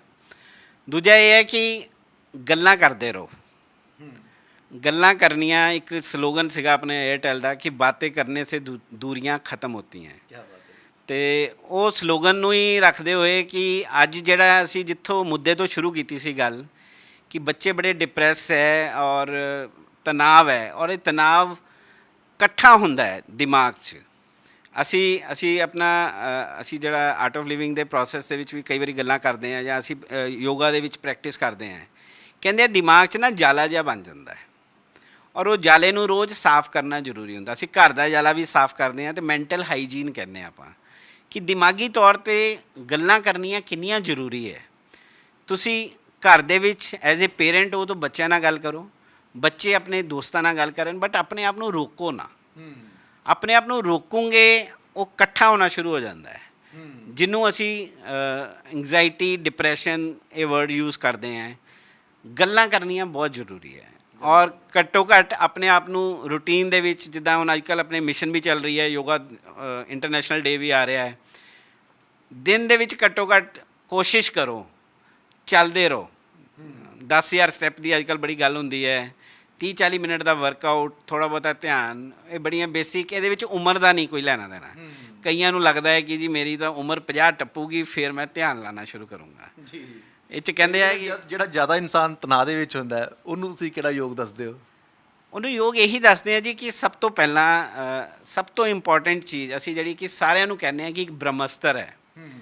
ਤੁਹਾਨੂੰ ਕਦੀ ਵੀ ਟੈਨਸ਼ਨ ਹੁੰਦੀ ਹੈ ਤੇ ਇੱਕ ਡੀਪ ਬਰੀਦਿੰਗ, ਮਤਲਬ ਗਹਿਰੇ ਸਾਹ ਲੈਣੇ, ਇਹ ਸਾਡੇ ਸਾਰੇ ਸ਼ਾਸਤਰਾਂ ਦੇ ਵਿੱਚ, ਸਾਰੇ ਯੋਗਾ ਦੇ ਵਿੱਚ ਇਹਨੂੰ ਬਹੁਤ ਇੰਪੋਰਟੈਂਸ ਦਿੱਤੀ ਹੋਈ ਹੈ। ਤੁਸੀਂ ਚਾਹੇ ਟਰੈਵਲ ਕਰ ਰਹੇ ਹੋ, ਕਹਿੰਦੇ ਆ ਸਾਹ ਦੇ ਰਾਹੀਂ ਤੁਸੀਂ ਅੰਦਰ ਦੇ ਜਿਹੜੇ ਜਾਲੇ ਆ ਨਾ ਉਹਨਾਂ ਨੂੰ ਤੋੜ ਦਿੰਦੇ ਹੋ। ਕੀ ਬਾਤ ਹੈ। ਅਤੇ ਸਾਹ ਇੱਕ ਇੱਦਾਂ ਦੀ ਤਕਨੀਕ ਹੈ, ਕਹਿੰਦੇ ਆ ਜੀ ਹਰ ਬੰਦੇ ਨੂੰ ਨਾ ਇੱਕ ਲਿਮਿਟਿਡ ਸਾਹ ਮਿਲੇ। ਆਪਾਂ ਹਮੇਸ਼ਾ ਪੜ੍ਹਦੇ ਵੀ ਹਾਂ ਸ਼ਵਾਸਾਂ ਦੀ ਮਾਲਾ ਔਰ ਇੱਦਾਂ ਦੇ ਕਈ ਗੁਰਬਾਣੀ ਬਚਨ ਵੀ ਸੁਣਦੇ ਹਾਂ ਆਪਾਂ। ਅਤੇ ਸਾਹ ਦੇ ਰਾਹੀਂ ਤੁਸੀਂ ਜਦੋਂ ਡੀਪ ਬਰੀਦਿੰਗ ਕਰਦੇ ਹੋ ਔਰ ਉਹਨੂੰ ਜਦੋਂ ਰਿਲੀਜ਼ ਕਰਦੇ ਹੋ, ਉਹ ਜਿਹੜਾ ਤਣਾਅ ਹੈ ਨਾ ਤੁਹਾਡਾ, ਉਹ ਕਾਫੀ ਹੱਦ ਤੱਕ, ਇਹਦੇ ਲਈ ਕੁਛ ਦਿਮਾਗੀ ਬੋਝ ਨਹੀਂ ਹੈ, ਕਿਉਂਕਿ ਸਾਹ ਲੈਣਾ ਮੈਂ ਕਿਸੇ ਨੂੰ ਸਿਖਾ ਨਹੀਂ ਸਕਦਾ, ਸਭ ਨੂੰ ਆਉਂਦਾ ਹੈ। ਕਿਸੇ ਵੀ ਟਾਈਮ 'ਤੇ ਤੁਹਾਨੂੰ ਲੱਗੇ ਤੁਸੀਂ ਤਣਾਅ ਦੇ ਵਿੱਚ ਹੋ, ਮੀਟਿੰਗ 'ਚ ਜਾ ਰਹੇ ਹੋ, ਇਗਜ਼ਾਮ ਦੇ ਵਿੱਚ ਜਾ ਰਹੇ ਹੋ, ਜਨਰਲੀ ਐਂਗਜ਼ਾਈਟੀ ਜਿਹਨੂੰ ਕਹਿੰਦੇ ਨਾ, ਉਹ ਕਹਿੰਦੇ ਬਟਰਫਲਾਈਜ਼ ਹਰੇਕ ਨੂੰ ਆਉਂਦੀਆਂ, ਕੋਈ ਵੱਡੀ ਗੱਲ ਨਹੀਂ। ਮੈਂ ਪ੍ਰੈਜੈਂਟੇਸ਼ਨ ਦੇਣ ਜਾਊਂਗਾ ਨਾ, ਮੈਨੂੰ ਵੀ ਆਏਗੀ। ਉਸ ਤੋਂ ਪਹਿਲਾਂ ਜੇ ਤੁਸੀਂ ਕੋਸ਼ਿਸ਼ ਕਰੋ, ਅਲੱਗ ਬੈਠ ਕੇ 2 ਤੋਂ 3 ਮਿੰਟ ਲੱਗਦੇ ਆ, ਇੱਕ ਲੰਬਾ ਸਾਹ ਲਓ, ਰੋਕੋ ਔਰ ਫਿਰ ਛੱਡੋ। ਇਹ 6 ਤੋਂ 7 ਵਾਰੀ ਕਿਸੇ ਵੀ ਟਾਈਮ 'ਤੇ, ਕਦੀ ਵੀ ਤੁਹਾਨੂੰ ਲੱਗੇ ਤੁਸੀਂ ਡਿਪਰੈਸ ਹੋ, ਮਾਹੌਲ ਠੀਕ ਨਹੀਂ ਹੈ, ਥਕਾਵਟ ਆ ਰਹੀ ਹੈ, ਇਹ 3 ਤੋਂ 4 ਸੈੱਟ ਕਰੋ, 4 ਤੋਂ 5 ਮਿੰਟ ਲੱਗਦੇ ਆ। ਤੁਹਾਨੂੰ ਇਨਸਟੈਂਟ ਮੈਗੀ 2 ਮਿੰਟਸ ਰਿਲੀਫ ਆਏਗਾ ਔਰ ਤੁਹਾਨੂੰ ਲੱਗੇਗਾ ਕਿ ਤੁਸੀਂ ਇੱਕਦਮ ਰਿਲੈਕਸ ਹੋ ਗਏ ਹੋ। So this is something which can be done by anyone. ਹਰ ਇਨਸਾਨ ਕਰ ਸਕਦਾ ਹੈ ਔਰ ਇਹਦੇ ਲਈ ਕੁਝ ਸਿੱਖਣ ਦੀ ਲੋੜ ਨਹੀਂ ਹੈ। ਇਹ ਯੂਨੀਵਰਸਲ ਟਰੂਥ ਹੈ। ਸਾਹ ਲੈਣਾ ਸਾਡੀ ਇੱਕ ਪ੍ਰਕਿਰਿਆ ਹੈ ਅਤੇ ਇਹਨੂੰ ਆਪਾਂ, ਮੈਨੂੰ ਇਹ ਲੱਗਦਾ ਕਿ ਇਹ ਮੈਸੇਜ ਜਿਸ ਟੌਪਿਕ ਤੋਂ ਆਪਾਂ ਸ਼ੁਰੂ ਕੀਤੇ ਹੈ, ਆਪਾਂ ਯੋਗਾ ਕਰੀਏ ਨਾ ਕਰੀਏ, ਫਿਜ਼ੀਕਲ ਵਰਕਆਊਟ ਕਰੀਏ ਨਾ ਕਰੀਏ, ਬਟ ਸਾਹ ਜੇ ਕੌਨਸ਼ੀਅਸਲੀ ਗਿਣ ਕੇ ਲੈਣਾ ਸ਼ੁਰੂ ਕਰਾਂਗੇ, ਇਹਦਾ ਇਫੈਕਟ ਇੱਕਦਮ ਆਏਗਾ। ਸ਼ੁਕਰੀਆ ਸਰ ਗੱਲਬਾਤ ਕਰੇ ਤੁਹਾਡਾ ਜੀ। ਥੈਂਕ ਯੂ ਜੀ, ਸਤਿ ਸ਼੍ਰੀ ਅਕਾਲ ਜੀ। ਸੋ ਇਹ ਸਨ ਸੰਜੀਵ ਚੰਡੋਕ ਜੀ, ਜਿਨ੍ਹਾਂ ਨੇ ਖਾਸ ਤੌਰ 'ਤੇ ਦੱਸਿਆ ਕਿ ਜਿਹੜੀਆਂ ਹੱਥ ਲਿਖਤਾਂ ਹੈਗੀਆਂ ਨੇ ਸਾਡੀ ਜ਼ਿੰਦਗੀ ਦੇ ਵਿੱਚ, ਉਹ ਕਿੰਨੀਆਂ ਮਾਇਨੇ ਰੱਖਦੀਆਂ ਨੇ।